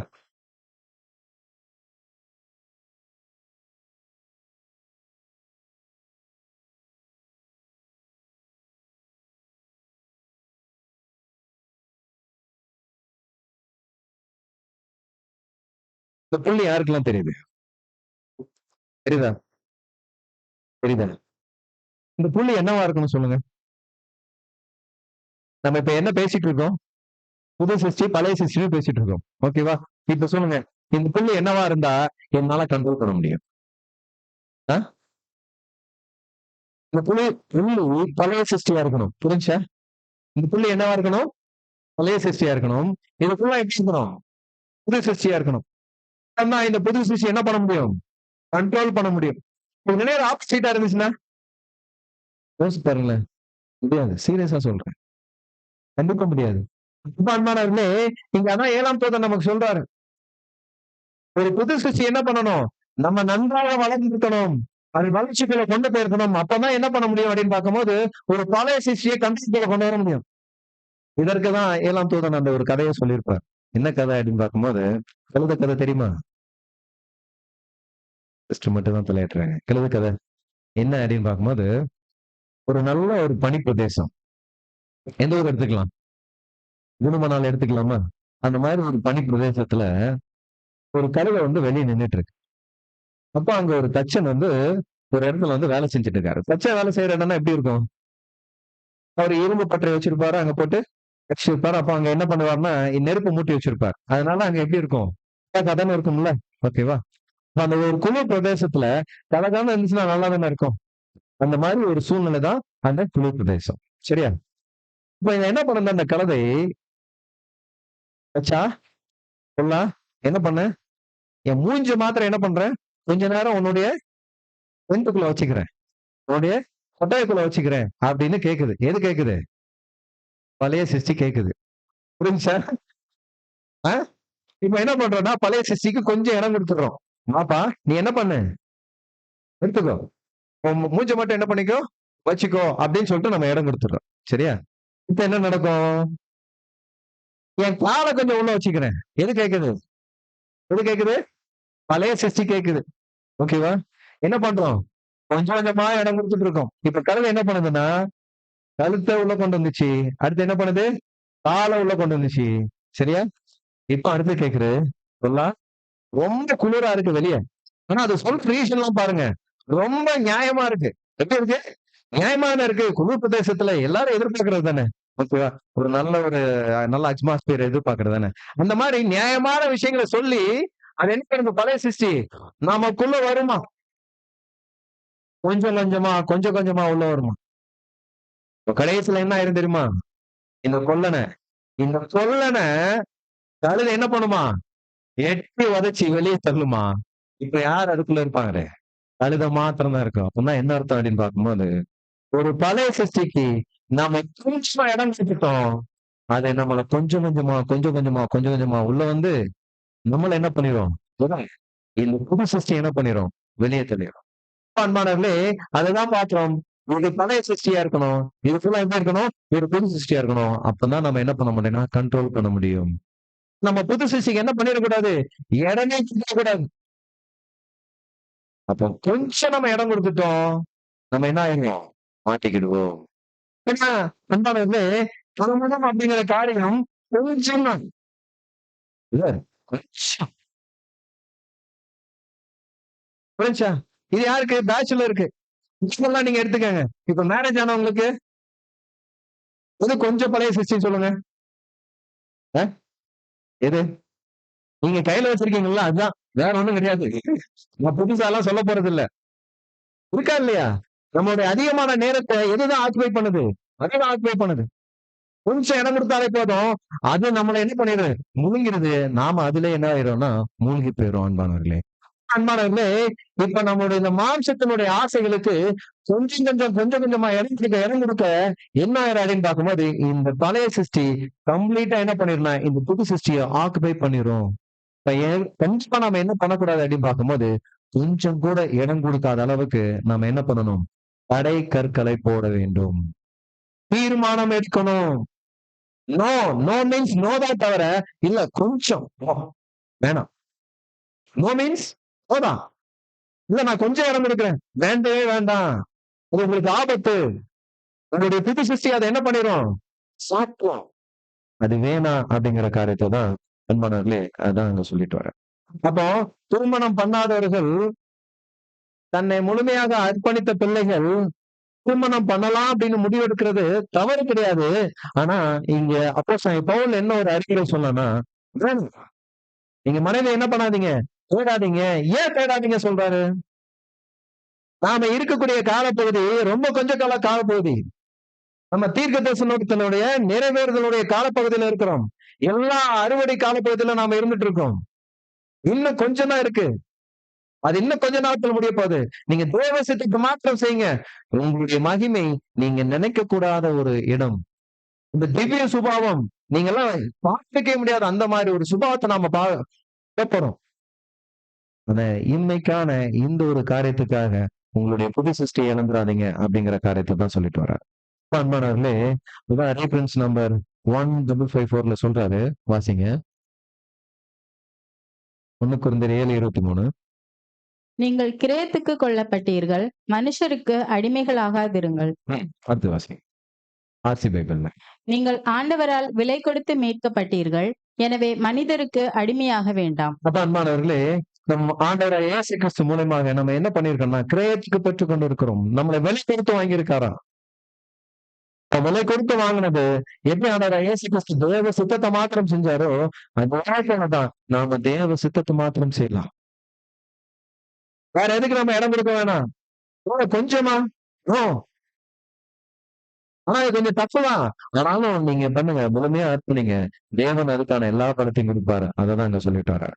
அன்பானவர்களே, இதெல்லாம் 1 கொரிந்தியர் 7:24 சொல்றாரு, வாசிங்க. சகோதரரே, அவனவன் தான் அழைக்கப்பட்ட நிலைமையிலேயே தேவனுக்கு முன்பாக நிலைத்திருக்க கடவன். என்ன சொல்றாரு? அன்பானவர்களே, என்ன சொல்றாங்க? அப்போஸ்தலன் பவுல், நம்ம எந்த நிலைமையில அழைக்கப்பட்டோமோ அதே நிலைமையில இருங்க சொல்லிட்டாரு. நான் பேச்சுலர் இருக்கும் போது தேவனை நான் அழைச்சி இந்த சத்தியத்தை கொடுத்து அந்த அர்ப்பணிப்பின் காரியத்தை சொல்லி கொடுத்து நான் ஞானஸ்தானம் எடுத்திருக்கேனா, நான் அப்படியே இருந்துடணும். இப்ப என்ன ஆச்சு தெரியுமா? இந்த மாதிரி சப்ஜெக்ட் எல்லாம் வந்து எக்லிஷியால பேசும்போது ஞானஸ்தானம் எடுக்காம இருப்பாங்கல்ல, அவங்க சிலதை திங்க் பண்ண ஆரம்பிச்சிருவாங்க. என்ன பண்ணுவாங்க? நான் போயிட்டு சில வேலைகள் எனக்கு முடிக்க வேண்டியிருக்கு, நான் முடிச்சுட்டு வரேன் அப்படிங்கிற மாதிரி. தயவுசெய்து பண்ணாதீங்க. அது அட்வான்டேஜ் எடுக்க வேணாம். இதை நம்ம பாசிட்டிவ், அதாவது நமக்கு தகுந்த மாதிரி நம்ம என்ன பண்ணோம்னா எடுக்க வேணாம். ஓகேவா? இப்ப தேவ சித்தம் என்ன தெரிஞ்சு உங்களுடைய வாலிப பிரயாசத்தை தேவனுக்காக நீங்க கொடுக்கும் போது தேவன் அதற்கான ஒரு மகிமையான ஒரு காரியத்தை வச்சிருக்காரு. நட்சத்திரத்துக்கு நட்சத்திரம் மகிமை வேறு. பவுனுடைய மகிமை பேருக்கு இருக்குமா? அவருடைய மகிமை வேற, பேதருடைய மகிமை வேற. புரிஞ்சு அவங்களுக்கு ஸ்லாக்கியத்தை இன்னைக்கு பேச்சுலரா இருக்கவங்க தன்னையே முழுமையாக அர்ப்பணிக்கும் போது தேவன் அப்பேற்பட்ட ஸ்லாக்கியத்தை வச்சிருக்காரு. தயவுசெய்து அதை இழந்துட வேண்டாம். அதான் 24 26 சொல்றாரு பாருங்க, வாசிங்க. இங்க வாசிங்க சிஸ்டர், ஆர்சிலர். மணமாகாதோர் தாம் அழைக்கப்பட்ட நிலையிலே இருந்து விடுவது நல்லது. இப்போதுள்ள இடர்நிலையை முன்னிட்டு இவ்வாறு இருப்பதே நல்லதென எண்ணுகிறேன். அப்ப அன்பானவர்களே, அதை சொல்றாரு, இப்போ இடர்நிலையை முன்னிட்டு நாம இருக்கக்கூடிய இந்த காலப்பகுதி அறுவடை நிறைவேறப்பின் இருக்கிறது. இப்ப இந்த ஒரு நிலைப்பாடுல நீங்க என்ன பண்ணாதீங்க, நீங்க மனமாகாமலே இருங்க. தேவ சித்தத்தை மாத்திரம் செய்யுங்க. இஷ்டம்தான், தயவுசெய்து ஆனாலும் நீங்க பண்ணுங்க. ஏன் அப்படின்னு பார்க்கும்போது நாம எதிர்பார்த்துட்டு இருக்கிற சங்கீதம் 83 மற்றும் எசேக்கியேல் 38 நிறைவேறக்கூடிய காலப்பகுதியில நாம இருந்துட்டு இருக்கோம். அப்போ நீங்க கவலையற்ற இருக்க விரும்புனீங்கன்னா நீங்க தயவுசெய்து என்ன பண்ணாதீங்க, மேரேஜ் பண்ணாம இருங்க அப்படிங்கிற காரியத்தை தான் சொல்றாரு. அதான் அது 34ஆம் வசனத்துல வாசிக்கிறோம், வாசிங்க. விவாகம் இல்லாதவள் சரீரத்திலும் ஆத்மாவிலும் பரிசுத்தமாய் இருக்கும்படி கர்த்தருக்குரியவர்களுக்காக கவலைப்படுகிறாள். வாசிங்க சிஸ்டர். நீங்கள் கவலையற்றவர்களாய் இருக்க விரும்புகிறேன். விவாகம் இல்லாதவன் கர்த்தருக்கு எப்படி பிரியமாய் இருக்கலாம் என்று கர்த்தருக்கு உரியவர்களுக்காக கவலைப்படுகிறான். என்ன சொல்றாரு அப்போஸ்தலன் பவுல்?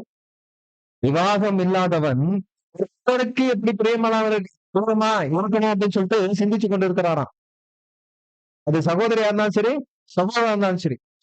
இப்ப நான் தேவ சித்தத்தை செய்யணும் அப்படிங்கிற நோக்கத்துல ஒரே என்ன சொல்லுவாங்க, இந்த குதிரை தெரியுமா என்ன பண்ணிருக்கோம், இந்த பக்கம் பார்க்க கூடாத அளவுக்கு இது என்ன பண்ணிருப்பாங்க, அது பேர் என்ன சொல்லுவாங்க, கடிவாளமா, அது பேர் எந்த சொல்லுவாங்க, ஓகேவா, எனக்கு தெரியல. நேரம் ஓடலாமா. இப்ப நீங்க அதை போட்டீங்கன்னா எது திருமணம் அப்படிங்கிற ஒரு காரியம் வரும்போது இதை ரிமூவ் பண்ணிடுவோம், எல்லா பக்கமும் நம்மளுடைய டைவர்ஷன் போயிரும் அப்படிங்கறக்காக தான். அதான் சொல்றாரு, கர்த்தருக்கு எப்படி பிரியமா இருக்கணும் அப்படின்னு சொல்லிட்டு மாத்திரம் சிங் பண்ணுவாராம். யாரு? Bachelor, golden bachelor. ஓகேவா. அப்புறம் 34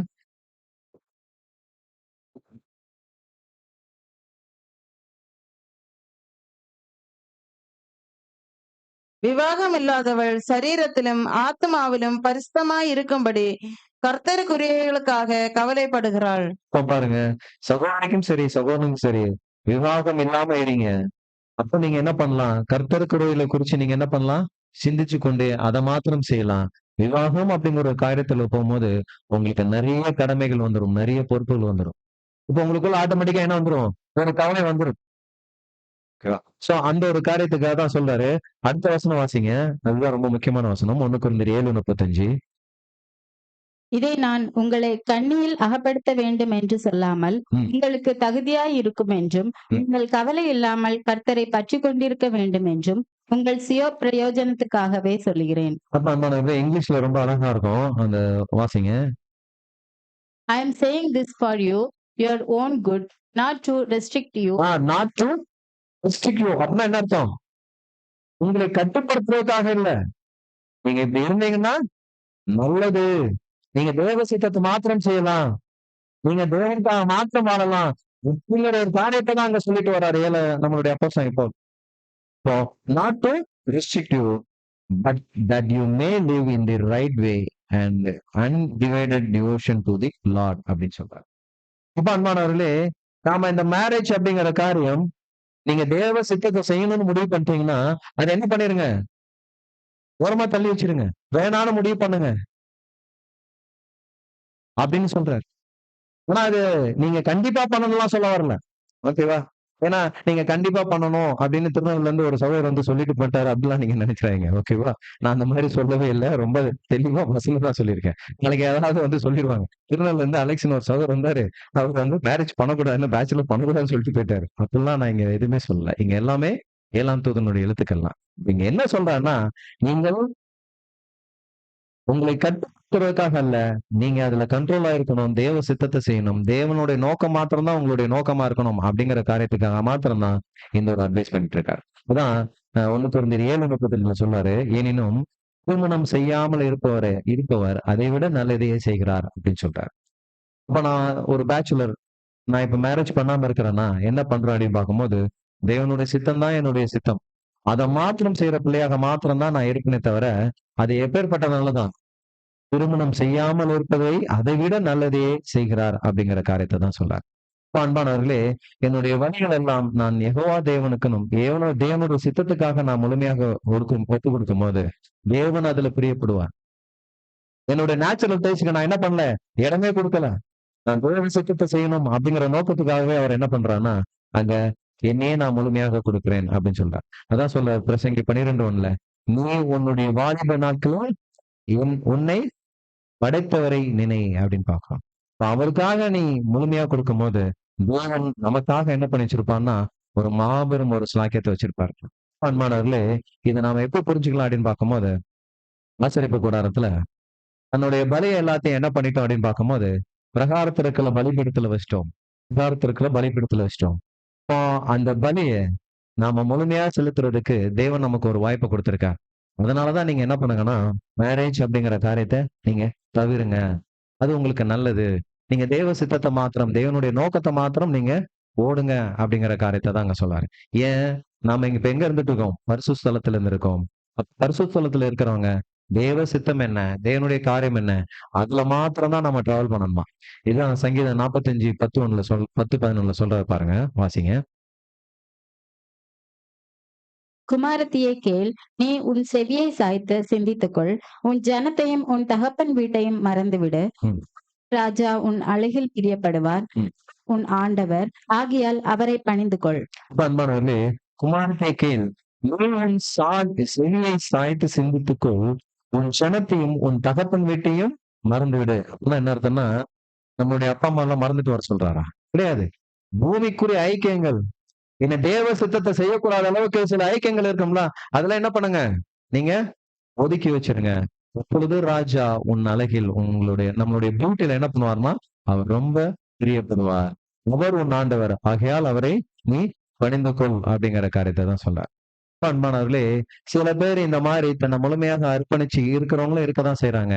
அர்ப்பணிக்காத சிலவங்க இருக்கதான் செய்யறாங்க. இதை குறிச்சு தான் ஆண்டவர் இயேசு கிறிஸ்து சங்கீதம் மத்தேயு 19:12 சொல்றாரு பாருங்க. தாயின் வயிற்றிலிருந்து அன்னகர்களாய் பிறந்தவர்களும் உண்டு, ம். மனுஷர்களால் அன்னகர்களாக்கப்பட்டவர்களும் உண்டு, ம். பரலோக ராஜ்யத்தின் நிமித்தம் தங்களை அன்னகர்களாக்கி கொண்டவர்களும் உண்டு. ம். இதை ஏற்றுக்கொள்ள வல்லவன் ஏற்றுக்கொள்ள கடவன் என்றார். வாசி. சிலர் பிறவியிலேயே மன உறவு கொள்ள முடியாதவராய் சில இருக்கின்றனர். பேர் பிறவில எப்படி இருக்காங்களாம்? மன உறவு கொள்ள முடியாத அளவுக்கு இருக்கிறாங்களாம். புரிஞ்சா? ஆண்டவர் இயேசு கிறிஸ்து இதை குறிச்சு நான் பேசிட்டு இருக்கேன். சில பேர் மன உறவு கொள்ள முடியாதலாம் இருக்காங்க. வேறு சிலர் மனிதர்களால் என்ன ஆயிருக்காங்க? அந்த மாதிரி மன உறவு முடியாத அளவுக்கு ஆளாக்கப்பட்டிருக்காங்களாம். அதான் அங்க சொல்றாரு, அந்நிலைக்கு ஆளாக்கப்பட்டிருக்கிறார்கள். மற்றும் சிலர் தேவனுடைய அந்த சத்தியத்துக்காக, தேவனுடைய சித்தத்துக்காக அந்நிலைக்கு தம்மே என்ன பண்ணிருக்காங்களாம்? ஆளாக்கி கொள்கின்றனர். இப்ப அன்பானது எவ்வளவு ஸ்லாக்கியத்தை சொல்லிட்டு இருக்காரு பாரு. அப்ப நாம தேவனுடைய சித்தத்துக்காக, தேவனுடைய திட்டத்துக்காக இதே நாம என்ன பண்ணலாம்? பலியாக கொடுக்கலாம். நோ, எனக்கு வேணாம் அப்படின்னு முடிவு பண்ணலாமா? யார்? தேவனுக்காக அர்ப்பணித்திருக்க பிள்ளைகள் அவங்க என்ன பண்ணலாம்? இந்த முடிவு எடுக்கலாமா? அதான் சொல்றாரு. இதை ஏற்றுக்கொள்ளக்கூடியவர் ஏற்று கொள்ளட்டும் அப்படிங்கிற காரியத்தை தான் இங்க சொல்றாரு. அன்பானவர்களே, நாம் எல்லாரும் எங்க இருக்கிறோம் அப்படின்னு பார்க்கும்போது ஸ்தலத்துல ஆசீர்வாத கூடாரத்துல எங்க இருக்கிறோம் அப்படின்னு பார்க்கும்போது பிரகாரத்துல இருக்கிறோம் அப்படின்னு பார்க்கும்போது பிரகாரத்துல இல்ல. எல்லாரும் நம்ம எங்க இருக்கிறோம்னா அந்த பரிசு ஸ்தலத்துல இருக்கிறோம். இப்போ பரிசு ஸ்தலத்துல இருக்கிற பிள்ளைகள் நாம என்ன பண்ண முயற்சி கூடாது அப்படின்னு பார்க்கும்போது, திருமணம் பண்ணணும் அப்படிங்கிற காரியத்துக்கு நாம என்ன பண்ணக்கூடாதுன்னா முற்படக்கூடாது. பண்றதுனால ஏதாவது தவறு இருக்கா அப்படின்னு பார்க்கும்போது, பண்றதும் யாரும் தடுக்க போறது இல்லை. இப்படி யாராவது தடை பண்ணாங்கன்னா அவங்க யாருன்னு சொல்லுங்க பார்ப்போம். பண்ணக்கூடாது அப்படின்னு சொன்னா அவங்க யாரு? சார், இவ்வளவு நேரம் நீங்க அதான பதில் சொல்லிட்டீங்க. நான் அதை சொல்லல. புது சிருஷ்டி எப்படி இருக்கணும் அப்படிங்கிற காரியத்தை தான் பண்ணலாம் என்றது தவறு கிடையாது. நான் பண்ணக்கூடாதுன்னு சொன்னாங்கன்னா அவங்கதான் யார் அப்படின்னு பார்க்கும்போது கள்ள போதகர்கள் இன்னைக்கு சொல்லிட்டு இருக்காங்களா இல்லையா? பைபிள் ஸ்டூடெண்ட்லயே சென்னையில ஒரு பைபிள் ஸ்டூடெண்ட்ஸ் இந்த மாதிரி சொல்லிட்டு இருக்காங்க, பண்ணக்கூடாதுன்னு சொல்லிட்டு. ஓகேவா? அதே போல பாத்தீங்கன்னா இன்னைக்கு நமக்கு தெரியும் ஆர்சி, சிபிஎம் கேள்விப்பட்டிருக்கீங்கல்ல, இவங்க எல்லாம் என்ன பண்றாங்க? அந்த மாதிரி பண்ணக்கூடாது அப்படிங்கிற காரியம். அந்த மாதிரிலாம் நம்ம சொல்லலாமா அப்படின்னு பார்க்கும்போது சொல்லக்கூடாது. அதுதான் 7ஆம் தூதன் சொல்றாரு பாருங்க, அதுல இருக்காது. இப்போ அதுல என்ன சொல்லலாம்? திருமணம் பண்ணிடுவதற்கு யாரும் தடை பண்ணப்படுகிறதில்லை. திருமணம் பண்ணிடுவதற்கு தடை பண்ணவர்களாகிய கள்ள போதர்கள் கடுமையா ஒழுங்கிற்கு மீறினவர்கள் என கண்டிக்கப்பட வேண்டியவர்களாய் இருக்கின்றனர். இப்ப யாரும் என்ன பண்ண முடியாது? தடை பண்ண முடியாது. ஆனா என்ன பண்ணலாம் அப்படின்னு பார்க்கும்போது இதுதான் ஆலோசனை. அதை ஸ்ட்ராங்கா சொல்லணும். ஆலோசனை இதுதான். நீங்க இப்படி இருந்துகிட்டா தேவ சித்தத்தை மாத்திரம் நீங்க ஒரே நோக்கத்துல செஞ்சு முடிக்கலாம். அப்படி இல்லாத பட்சத்துல உங்களுக்கு நிறைய என்ன ஆயிரும்? டிஸ்ட்ராக்ஷன் வந்துடும். அதனால நீங்க அதை செய்யாமல் இருப்பது நல்லது அப்படிதான் சொல்றாரு தவிர செய்யக்கூடாது அப்படின்னு அங்க எங்கேயுமே சொல்லல. அன்பானவர்களே, அததான் சொல்றாரு. அதுலயே செய்யும் போது நாம எப்படி செய்யணும்? இப்ப நான் செய்யணும் முடிவு பண்ணிட்டேன். ஓகேவா? நான் மேரேஜ் பண்ணணும் முடிவு பண்ணிட்டேன். ஓகேவா? இப்ப நான் மேரேஜ் பண்ணணும் முடிவு பண்ணிட்டா அந்நிய நுகத்தில் நான் என்ன பண்ணக்கூடாது? பிணைக்கப்படக்கூடாது. எதுல பண்ணக்கூடாதா? அந்நிய நுகத்தில் பிணைக்கப்படாதிருப்பீர்களாக. அந்நிய நுகத்தில் பிணைக்கப்படுவதுன்னா என்ன அப்படின்னு பார்க்கும்போது, அன்பானவர்களே, அந்த படத்தை போடுங்க. அடுத்து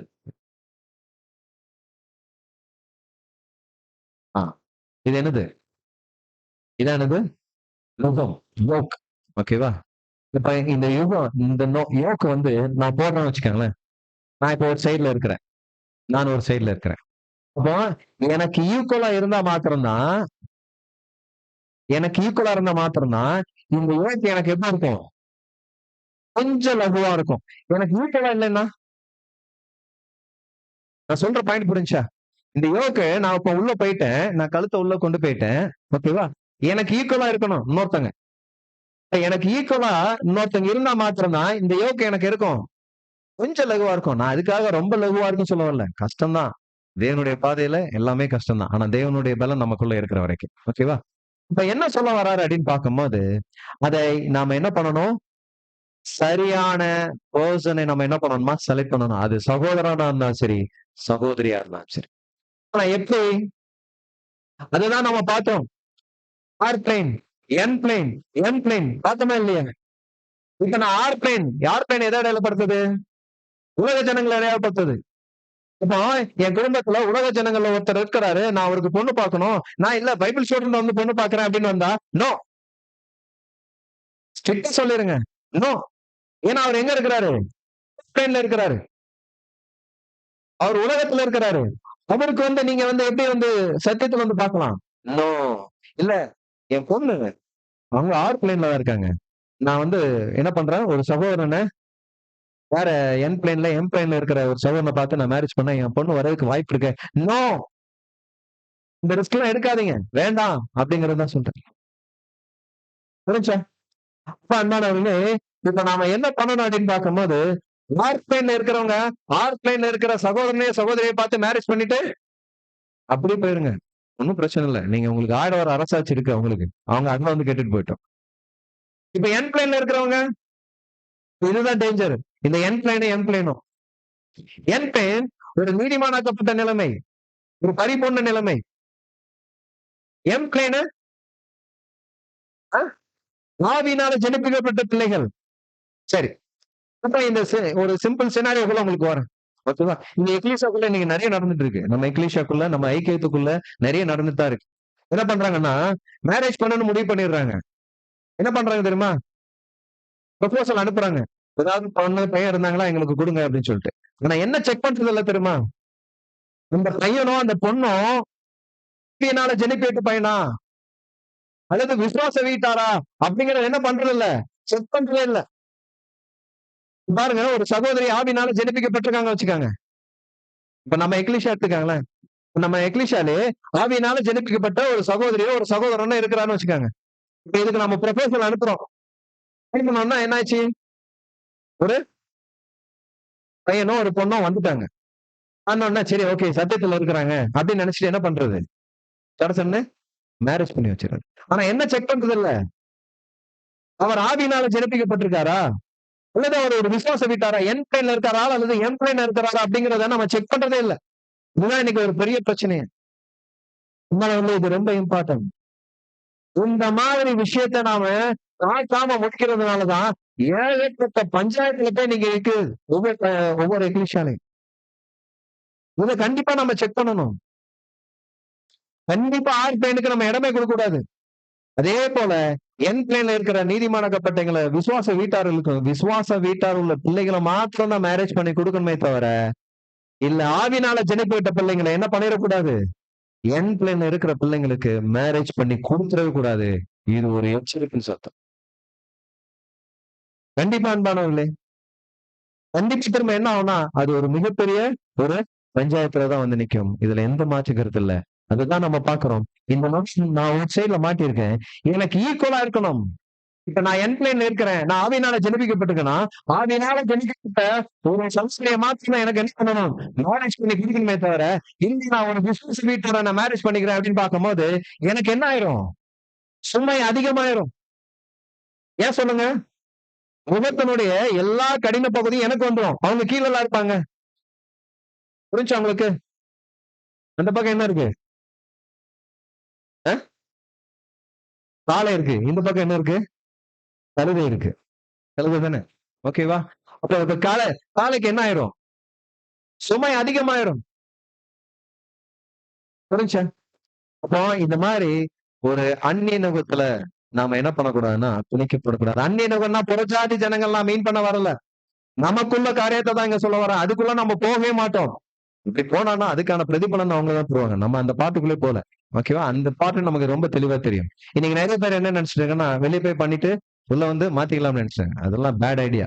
கண்டிப்பா அதெல்லாம் தயவுசெய்து முயற்சி பண்ணாதீங்க. அப்ப இங்க என்ன சொல்லிட்டு வர்றாரு அப்படி பார்க்கும்போது, நான் ஒரு என் பிளேன்ல இருக்கிறேன்னா, அப்ப என் பிளேன்ல இருக்கிற ஒரு சகோதரிகிட்ட என்ன பண்ணணும்? மேரேஜ் பண்ணணும். இப்ப என் பிளேன்ல இருக்கிறேன்னா ஒரு சகோதரி, அந்த என் பிளேன்ல இருக்கிற ஒரு சகோதரியை பார்த்து மேரேஜ் பண்ணணும். ஆர்ட் பிளேனா, ஆர்ட் பிளேன்ல இருக்கிற ஒரு சகோதரனை பார்த்து மேரேஜ் பண்ணிட்டு போட்டோம். Don't worry. அத பத்தி நம்ம கவலைப்பட வேண்டாம். அதான் 2 கொரிந்தியர் 6ஆம் அதிகாரம் 14ஆம் வசனம் சொல்றாரு. "அந்நிய நுகத்திலே அவிசுவாசிகளுடன் பிணைக்கப்படாதிருப்பீர்களானால்" வாசிங்க. பிணைக்கப்படாதிருப்பீர்களாக. நீதிக்கும், அநீதிக்கும் சம்பந்தம் ஏது? ஒளிக்கும், இருளுக்கும் ஐக்கியம் ஏது? அப்படின்னு சொல்லிட்டார். ரொம்ப தெளிவா சொல்லிட்டார். அப்போ ஒரு என் பிளேன்ல இருக்கிற சகோதர சகோதரியோ, என் பிளேன்ல இருக்கிற சகோதர சகோதரியை பார்த்து தான் மேரேஜ் பண்ணணும். என் பிளேன்ல இருக்கிறவங்க அவங்க மாத்திரம் தான். கண்டிஷன் என்ன? எப்ப மேரேஜ் பண்ணலாம்? மேரேஜ் பண்ணணும்னு வந்தாச்சு. எப்ப மேரேஜ் பண்ணலாம்? எப்ப மேரேஜ் பண்ணலாம்? அப்போஸ்தலன் பவுல் சொல்றாரு. "விருங்க தாமதம்" அப்படின்னு சொல்றாரு. அது என்னால என்ன பண்ண முடியல? கண்ட்ரோல் பண்ண முடியல அப்படிங்கிற பட்சத்துல நான் என்ன பண்ணலாம்? மேரேஜ் பண்ணலாம். அப்படி என்னால கட்டுப்படுத்த முடியும். புது சிருஷ்டியை கொண்டு என்னால கட்டுப்படுத்த முடியும். அந்த நேச்சுரல் டேஸ்ட் என்னால கட்டுப்படுத்த முடியும்னா, தயவு செய்து என்ன பண்ணுங்க? மேரேஜ்க்கு நோ சொல்லிருங்க சொல்றேன். நோங்கிறத விட நெவர் சொன்னா நல்லா இருக்குமா? நெவர் அப்படிங்கிறது. ரொம்ப அன்பானவர்களே, இந்த மாதிரி நாம வந்து இடம் குடுக்காம இருந்தோம்னா, நாம எப்படி இருப்போம்? ஒரு புது சிருஷ்டியின் ஓட்டத்துல நிலைச்சு ஓடுவோம். இந்த மாதிரி ஒரு காரியத்துக்கு நம்ம இடம் குடுத்துட்டோம் வச்சுக்கோங்களேன், கண்டிப்பா நம்மளுடைய புது சிருஷ்டியை இழக்கிறதுக்கான நெறைய வாய்ப்பு இருக்கு. பழைய ஏற்பாட்டின் காலப்பகுதியில ஒரு ராஜா இருந்தாரு. யோசபாத் அப்படின்னு கேள்விப்பட்டிருக்கீங்களா? இந்த ஒரு ராஜா என்ன ஆனாருன்னா, இந்த மாதிரி ஒரு நிலைமைக்குள்ள தான் போயிட்டார். யோசபாத் கேள்விப்பட்டிருக்கீங்களா? யோசபாத் அப்படிங்கிற ராஜா. ஓகேவா? சோ அன்பானவர்களே படிக்கலாம் பாருங்க. 2 நாளாகமம் 17ஆம் அதிகாரம் 3ஆம் வசனம். ம். கர்த்தர் யோசபாத்தோடு இருந்தார். ம். அவன் பாகால்களை தேடாமல் ம். தன் தகப்பனாகிய தாவீது முன் நாட்களில் நடந்த வழிகளில் நடந்து 6 வாசிங்க. கர்த்தருடைய வழிகளில் அவன் இருதயம் உற்சாகம் கொண்டது. அவன் மேடைகளையும் விக்கிரக தோப்புகளையும் யூதாவை விட்டு அகற்றினான். பாருங்க யோசபாத் அப்படிங்கிற ஒரு பழைய ஏற்பாட்டுல இருந்த ஒரு ராஜா. இவர் என்ன ராஜான்னா யூதா ராஜா. ஓகேவா? இவர் ரொம்ப வைராக்கியமானவரு. என்ன பண்றாரு பாருங்க. அங்க இருக்கிற எல்லா தோப்புகளையும், மேடைகளையும் என்ன பண்ணிட்டாரு? விக்கிரக தோப்புகள் எல்லாத்தையும் அந்த யூதாலே இருக்கக்கூடாதுன்னு சொல்லிட்டு கம்ப்ளீட்டா அகற்றி எறிஞ்சிட்டாரு. அது மாத்திரமா அப்படின்னு பார்க்கும்போது, அவர் என்ன பண்ணாருன்னா, தேவனுடைய புஸ்தகத்தை கொண்டு எல்லாருக்கும் கற்றுக் கொடுக்க ஆரம்பிச்சாரு. யாரு? லேவியர்கள் எல்லாரையும் கூப்பிட்டு வச்சு, நீங்க என்ன பண்ணுங்க? யூத ஜனங்கள் எல்லாருக்கும் தேவனுடைய புஸ்தகத்தை என்ன பண்ணுங்க? கற்றுக் கொடுங்க அப்படின்னு சொன்ன ஒரு நல்ல ராஜா, நல்ல வைராக்கியமான ராஜா. இவரோட வைராக்கியத்தை பார்த்து பெலிஸ்தர்கள், அரபியர்கள்லாம் என்ன ஆயிட்டாங்கன்னா, இவர் பக்கமே வரதில்ல. ஏன்னா, இவர் யார் கூடவே இருக்கிறாரு? தேவன் கூடவே இருக்கிறாரு. அதான் ரொம்ப இம்பார்ட்டன்ட்.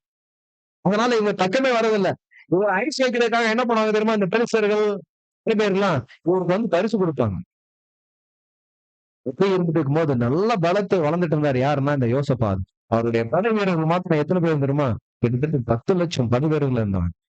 அதனால தேவன் அவரை நல்லா வளர்த்து கொண்டு வந்தாரு. ஆனா என்ன பண்ணிட்டாருன்னா, ஒரே ஒரு சம்பந்தம் பண்ணிட்டாரு. என்ன பண்ணிட்டாரு? ஒரே ஒரு சம்பந்தம். படிக்கலாம் பாருங்க. அ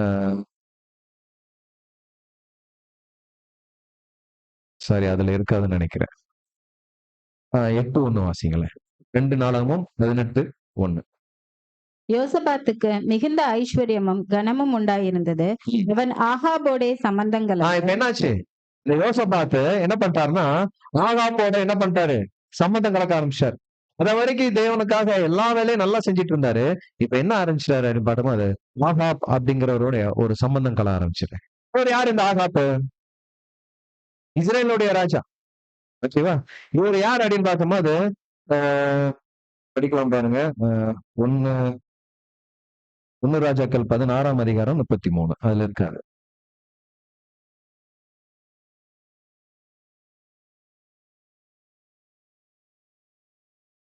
1 ராஜாக்கள் 16:33. அடுத்தது 21, 25 எடுத்து வச்சுக்காங்க. 21ஆம் அதிகாரம் 25. நேப் ஆகாப் ஒரு விக்கிரக தோப்பையும் வைத்து இஸ்ரவேலில் தேவனாகிய கர்த்தருக்கு கோபம் உண்டாக்கும்படிக்கு தனக்கு முன்னிருந்த இஸ்ரவேலின் ராஜாக்களை எல்லாம் செய்ததை பார்க்கிலும் அதிகமாய் செய்து வந்தான். இவர் என்ன பண்ணாராம்? இந்த ஆகாப் ராஜா ரொம்ப மோசமான ராஜா. ஆனா யோசபாத் யாரு? ஒரு நல்ல ராஜாவா இருந்தாரு. தேவனுக்கு விருப்பமானது மாத்திரம் தான், பிரியமானது மாத்திரம் செஞ்சுட்டு இருந்தாரு.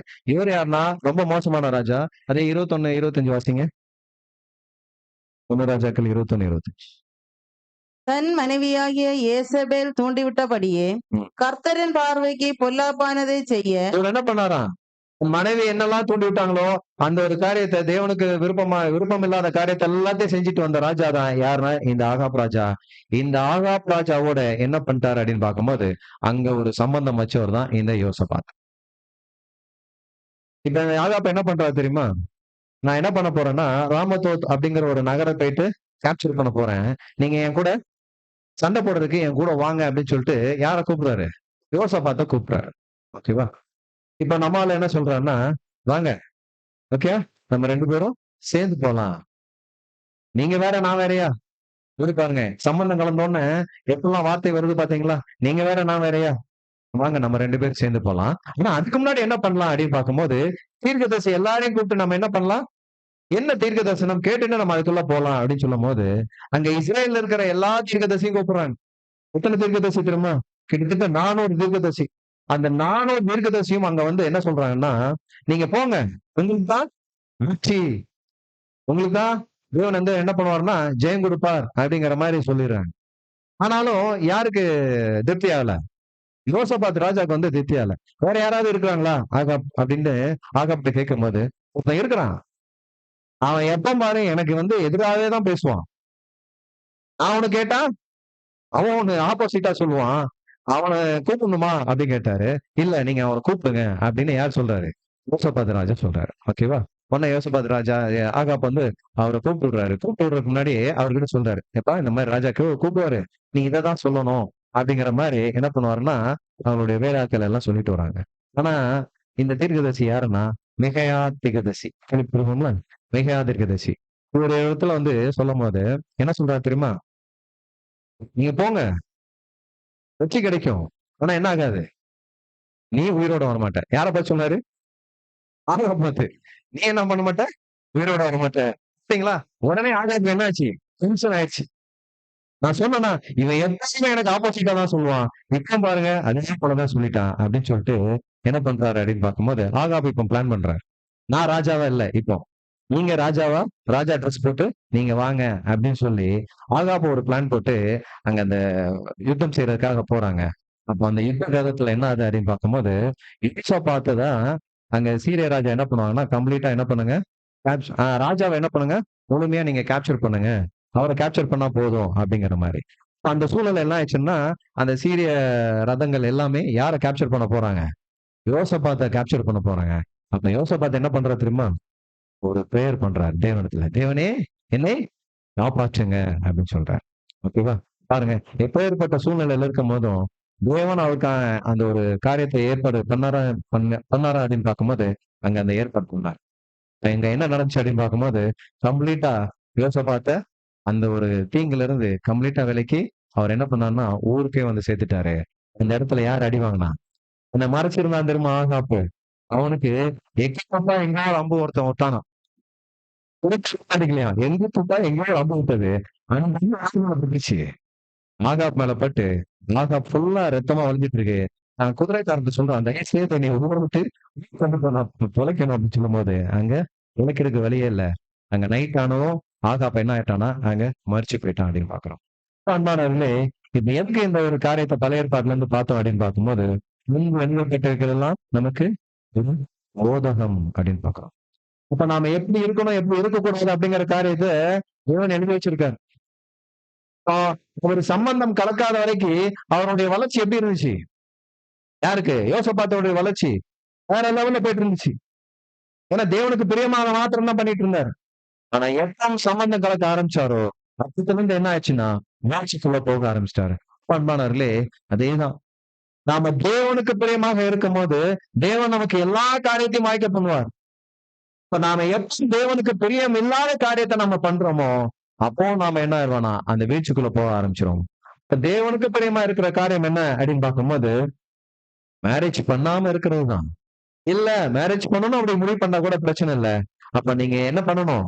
அந்த தராதரத்தை செக் பண்ணணும். என் பிளேன்ல இருக்கிற பொண்ணோ பையனை பார்த்தா மேரேஜ் பண்ணணும். என் பிளேன்ல இருக்கிற பொண்ணு பையனை பார்த்தா மேரேஜ் பண்ணணும். ஆர் பிளேனா ஆர் பிளேன்ல இருந்துடலாம். அன்பானவர்களே, இந்த ஒரு தராதரத்தை நாம செக் பண்ணி அதன் அடிப்படையில நாம மேரேஜ் பண்ணிட்டா நல்லது. ஆனா இன்னைக்கு தராதரத்தை எப்படி செக் பண்ண ஆரம்பிச்சிட்டாங்க தெரியுமா? அதுல கூட ஒரு ஸ்லைடு இருக்கும் பாருங்க. தராதரமற்ற இணைப்புன்னு இருக்கும் பாருங்க. தராதரமற்ற இணைப்பு. வாசிங்க. தராதரமற்ற இணைப்பு கூறப்படவில்லை. ம். புதிய சிருஷ்டி உலகத்தோடே கலந்து போக அல்ல, உலகத்திலிருந்து வேறுபட்டு தேவனுக்காக வாழ அழைக்கப்பட்டது. ம். அழிவுக்குரிய சரீரத்தின் நிறம், இனம், ஜாதி, வேறுபாடுகள். அன்பானவர்களே, நம்ம என்ன பண்ணக்கூடாதாம்? ஒரு புது சிருஷ்டி ஒரு பொண்ணையோ பையனோ பார்த்து முடிக்கும் போது எதெல்லாம் பார்க்க கூடாதுன்னு சொல்லிட்டாரு? இந்த அழிவுக்குரிய சரீரத்தினுடைய நிறம். கேக்குறாங்களா இல்லையா? எனக்கு கலரான பொண்ணு, எனக்கு நல்ல 5 டிஜிட் சம்பாதிக்கிற பையன். கேக்குறாங்களா இல்லையா? 5 டிஜிட் கேள்விப்பட்டிருக்கீங்களா? இன்னைக்கு 6, 7லாம் போக ஆரம்பிச்சிருச்சு. ஓகேவா? அப்ப அந்த மாதிரி என்ன பண்ணக்கூடாதுன்னா, சரீரத்தின் நிறம், பால், இனம், ஜாதி இது எதுவுமே நம்ம என்ன பண்ணக்கூடாதுன்னா பார்க்கவே கூடாது. புது சிருஷ்டியா புது சிருஷ்டியா இருந்தாங்கன்னா, அந்த ஒரு தெளிந்த புத்தியோட இருந்தாங்கன்னா, அவங்கள நாம என்ன பண்ணணும்னா மேரேஜ் பண்ணணுமே தவிர, புது சிருஷ்டி அல்லாத இந்த மாதிரி சில காரியங்கள் சாரி அதாவது ஆண் பெண் அப்படிங்கிறது தான் சாரி அந்த வார்த்தையை எடுத்துருங்களேன். ஓகே, தவறா போட்டிருக்கு. ஓகேவா? இப்போ ஒரு ஆண் ஒரு பெண்ணை தான் பார்க்கணும். ஓகேவா? அதுல எந்த மாற்று கருத்து இல்ல. அதுல எல்லாம் அது அந்த வார்த்தை தவறு. அது உடனே டெலீட் பண்ணிருங்க. ஓகே. அப்ப அன்பானவர்களே, நம்ம என்ன பண்ணணும் அப்படின்னு பார்க்கும்போது, இந்த மாதிரி காரியங்களை நம்ம என்ன பண்ணக்கூடாது? பார்க்கவே கூடாது. ஜாதி, நிறம் இதெல்லாம் பார்க்கவே கூடாது. அவர் என்ன சேலரி வாங்குறாரு? அதெல்லாம் நீங்க பார்க்கவே வேணாம். தேவனுடைய சித்தத்தை செய்றாரா? தேவனுக்காக வாழ்றாரா? அப்படிங்கிற காரியத்தை மாத்திரம் தான் பார்க்கணும். இதுதான் இப்படி இந்த மாதிரி பார்த்து அந்த ஒரு மேரேஜ் பண்ணும்போது, அது எப்படி இருக்கும் பார்க்கும்போது, அவங்களுக்கும் ரொம்ப ஆசீர்வாதமா இருக்கும். ஒரு எம் பிளைன்ல இருக்கிற பொண்ணோ, பையன பார்த்து மேரேஜ் பண்ணும்போது, அவங்களுக்கும் ஒரு ஆசீர்வாதமா இருக்கும். அதே போல அவங்க எப்படி நடக்கணும் அப்படிங்கிற காரியத்தை தான் அடுத்த ஒரு ஸ்லைட்ல சொல்ல பாருங்க. திவ்ய ஒழுங்கல் புருஷனுடைய புருஷன் எப்படி இருக்கணும், ஒரு ஸ்திரீ எப்படி இருக்கணும் காரியத்தை சொல்றாரு. வாசிங்க. திவ்ய ஒழுங்கில் புருஷனும் ஸ்திரீயும். புருஷன் ஸ்திரீக்காக சிருஷ்டிக்கப்பட்டவள். புருஷன் சிருஷ்டிக்கப்பட்டவன் அல்ல. புருஷன் ஸ்திரீ புருஷன் ஸ்திரீக்காக சிருஷ்டிக்க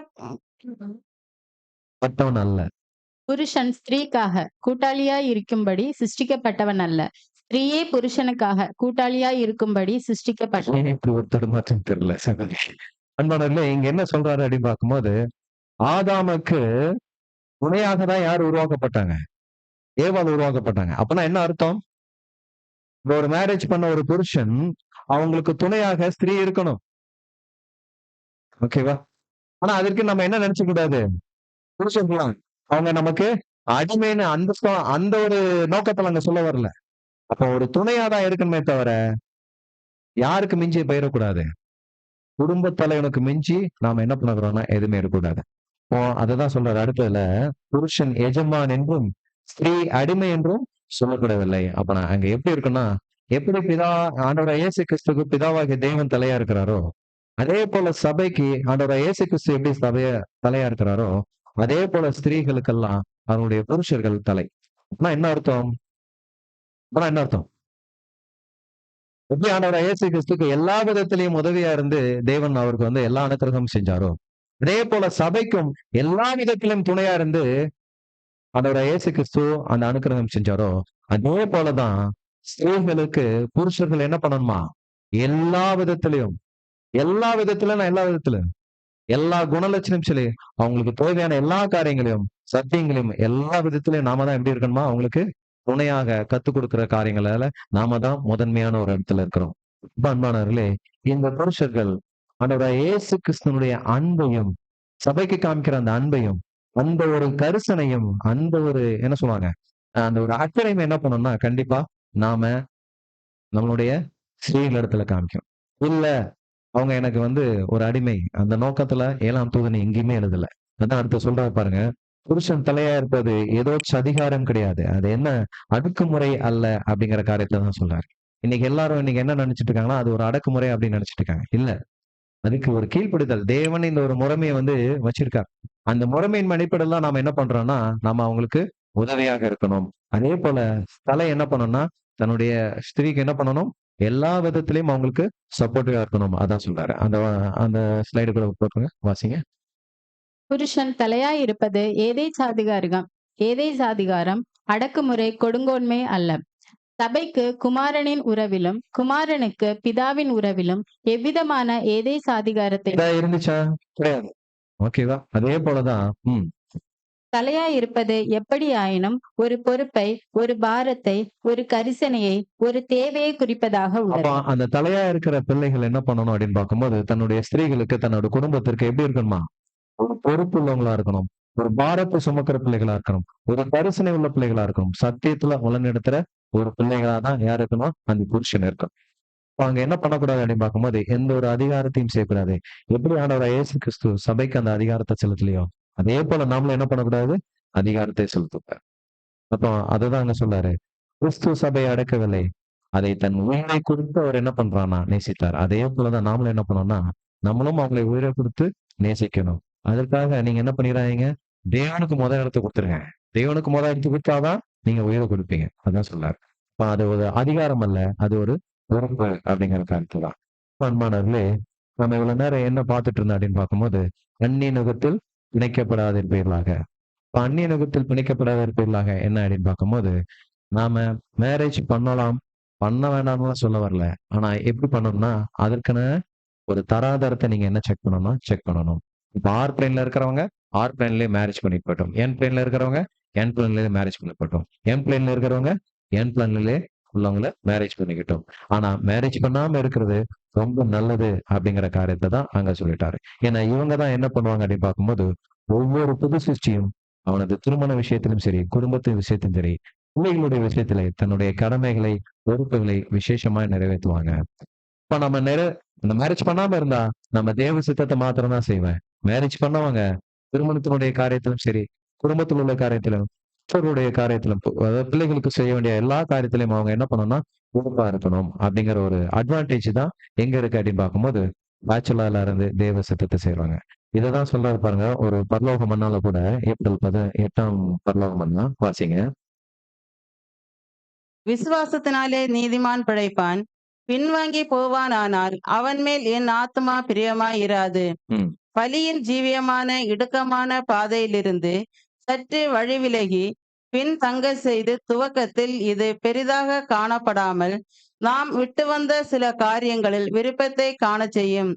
இது நம் முன் வைத்துள்ள ஓட்டத்தின் வேகத்தை குறைத்து விழுந்து போன மனிதனின் வழிகளில் தீவிர ஆவலை உண்டாக்கிவிடும். நம் பலவீனங்களை அறிந்த சாத்தான் இதை ஆதாயப்படுத்தி பல சோதனைகளை நமக்கு முன்வைக்க கூடும். சிறிய தவறுகளும் நம்மை நியாயம் தீர்க்கக்கூடியதாக உள்ளது. மாமிச சிந்தையை வசீகரப்படுத்தி ஆதியிலே தேவன் பேரில் கொண்டிருந்த அன்பை மறக்கச் செய்யும். பின்னர் சத்தியத்தினின்றும் பரிசுத்த ஆவியின் நடத்துதலிலும் இருந்து சிறிது சிறிதாக விலக செய்து அவருடைய ஊழியத்தை செய்யும் ஆர்வத்தை குறைக்கவும் செய்யும். இப்படிப்பட்டவர்கள் தேவ அன்பிலிருந்து விழுந்து போனவர்களே. பாருங்க, ஒரு சின்ன விஷயம் நமக்குள்ள வரும். என்ன அப்படின்னு பார்க்கும்போது, நம்ம பார்த்தோம்ல, பழைய சிருஷ்டிக்கான சில சின்ன விஷயங்கள் நமக்குள்ள வரும்போது, நம்ம என்ன ஆயிடணும்? உஷாராயிரணும். அப்படி நாம உஷார் ஆகலைன்னு வச்சுக்கோங்களேன், நம்மள என்ன பண்ணிரும் அப்படின்னு பார்க்கும்போது, அந்த பழைய சிருஷ்டி நம்மள என்ன பண்ணும்?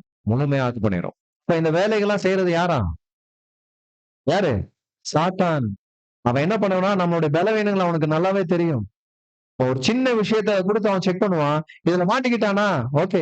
அதுலயே நம்ம என்ன பண்ணலாம்? அவன டிராவல் பண்ணி கொண்டு வந்துடலாம் அப்படின்னு சொல்லிட்டு. அப்போ ஒரு சின்ன விஷயத்துல கூட நம்ம கவனமா இருக்கணும். எப்ப நாம சின்ன விஷயத்துல கவனமா இல்லையோ, அப்ப என்ன ஆயிரும் அப்படின்னு பார்க்கும்போது, ஒட்டுமொத்த புது சிருஷ்டியும் நமக்குள்ள அழிச்சிரும். அதான் நம்ம பார்த்திருப்போம். சிறு நரி, குறு நரி என்ன பண்ணுமா? ஓட்டத்தை கொஞ்சம் கொஞ்சமா அரிக்குமா. ஓட்டத்தை அரிக்கிறது யாருக்கு தெரியாது? ஓட்டக்காரனுக்கே தெரியாது. அதான் நம்ம பார்க்கிறோம். சின்ன சின்ன விஷயங்களா கூட நம்ம என்ன பண்ணோம்னா, அதுல கவனம் செலுத்தி, அதுல தேவ சித்தத்தை செய்யற பிள்ளைகளா நாம இருக்கும்போது, கண்டிப்பா தேவன் நமக்கு என்ன பண்ணுவாருன்னா, அவருடைய அந்த மகிமையான ஒரு ஸ்லாத்தை எப்படி நம்முடைய ஆண்டவர் இயேசு கிறிஸ்து அந்த திவ்ய சுபாவத்துல இருக்காரோ, அதே திவ்ய சுபாவத்தை நமக்கு கொடுப்பாரு. எப்போ? நாம மரண பிறந்தும் தெய்வ சித்தத்தை செய்யும் போது. இப்போ மரண பிறந்தும் நம்ம தெய்வ சித்தத்தை செஞ்சோம்னா நமக்கு என்ன உண்டு அப்படின்னு பார்க்கும்போது அந்த ஸ்லாக்கியம் உண்டு. அப்ப அன்பானவர்களே, அந்நிய நுகத்தில் பிணைக்கப்படாதிருப்பீர்களாக அப்படிங்கிற ஒரு சத்தியத்தின் மூலியமா தேவனுடைய ஒரு எச்சரிப்பின் சத்தத்தை தான் நாம இன்னைக்கு கேட்டிருக்கோம். இப்போ கர்த்தருடைய வழியை அண்டி வேறு வழி இல்லை அப்படின்னு யாரெல்லாம் முடிவு பண்றாங்களோ அவங்க என்ன பண்ணலாம்? தன்னுடைய திருமணத்தையும் பலியாக கொடுக்கலாம். இல்ல நான் எனக்கு பண்ணணும் அப்படின்னு அந்த விரக தாபதம் அப்படிங்கிற ஒரு டேர்ம்ஸின் அடிப்படையில நீங்க பண்ணணும்னு விருப்பப்பட்டீங்கன்னா பண்ணுங்க. ஆனா எதன் அடிப்படையில பண்ணணும்? அந்த தராதரம் பார்க்கணும். என் பிள்ளைங்க இருக்கிறாங்களா? ஒரே ஒரு தராதரம் தான். என்னன்னா, ஆவினால ஜனிப்பிக்கப்பட்ட பிள்ளைங்க, ஆவினால ஜனிப்பிக்கப்பட்ட பையனை மாத்திரம் தான், பொண்ணை மாத்திரம் தான் என்ன பண்ணணும்? மேரேஜ் பண்ணணும். இல்ல நான் விசுவாச வீட்டா இருக்கிறேன். என் லெவல்ல இருக்கிறேனா? அதுல உள்ளவங்க மாத்திரம் தான் வேணும். ஆறு பிள்ளைன்னா அவங்க ஆறு பிள்ளைல உள்ளவங்களே பார்த்து மேரேஜ் பண்ணிட்டோம் அப்படிங்கிற ஒரு எச்சரிப்பின் சத்தத்தை தான் இன்னைக்கு நமக்கு 7ஆம் தூதன் கொடுத்திருக்கார். பொறுமையோட கேட்டவங்க அனைவரும் தேவன் நம்மை ஆசீர்வதிப்பாராக. ஆமென்.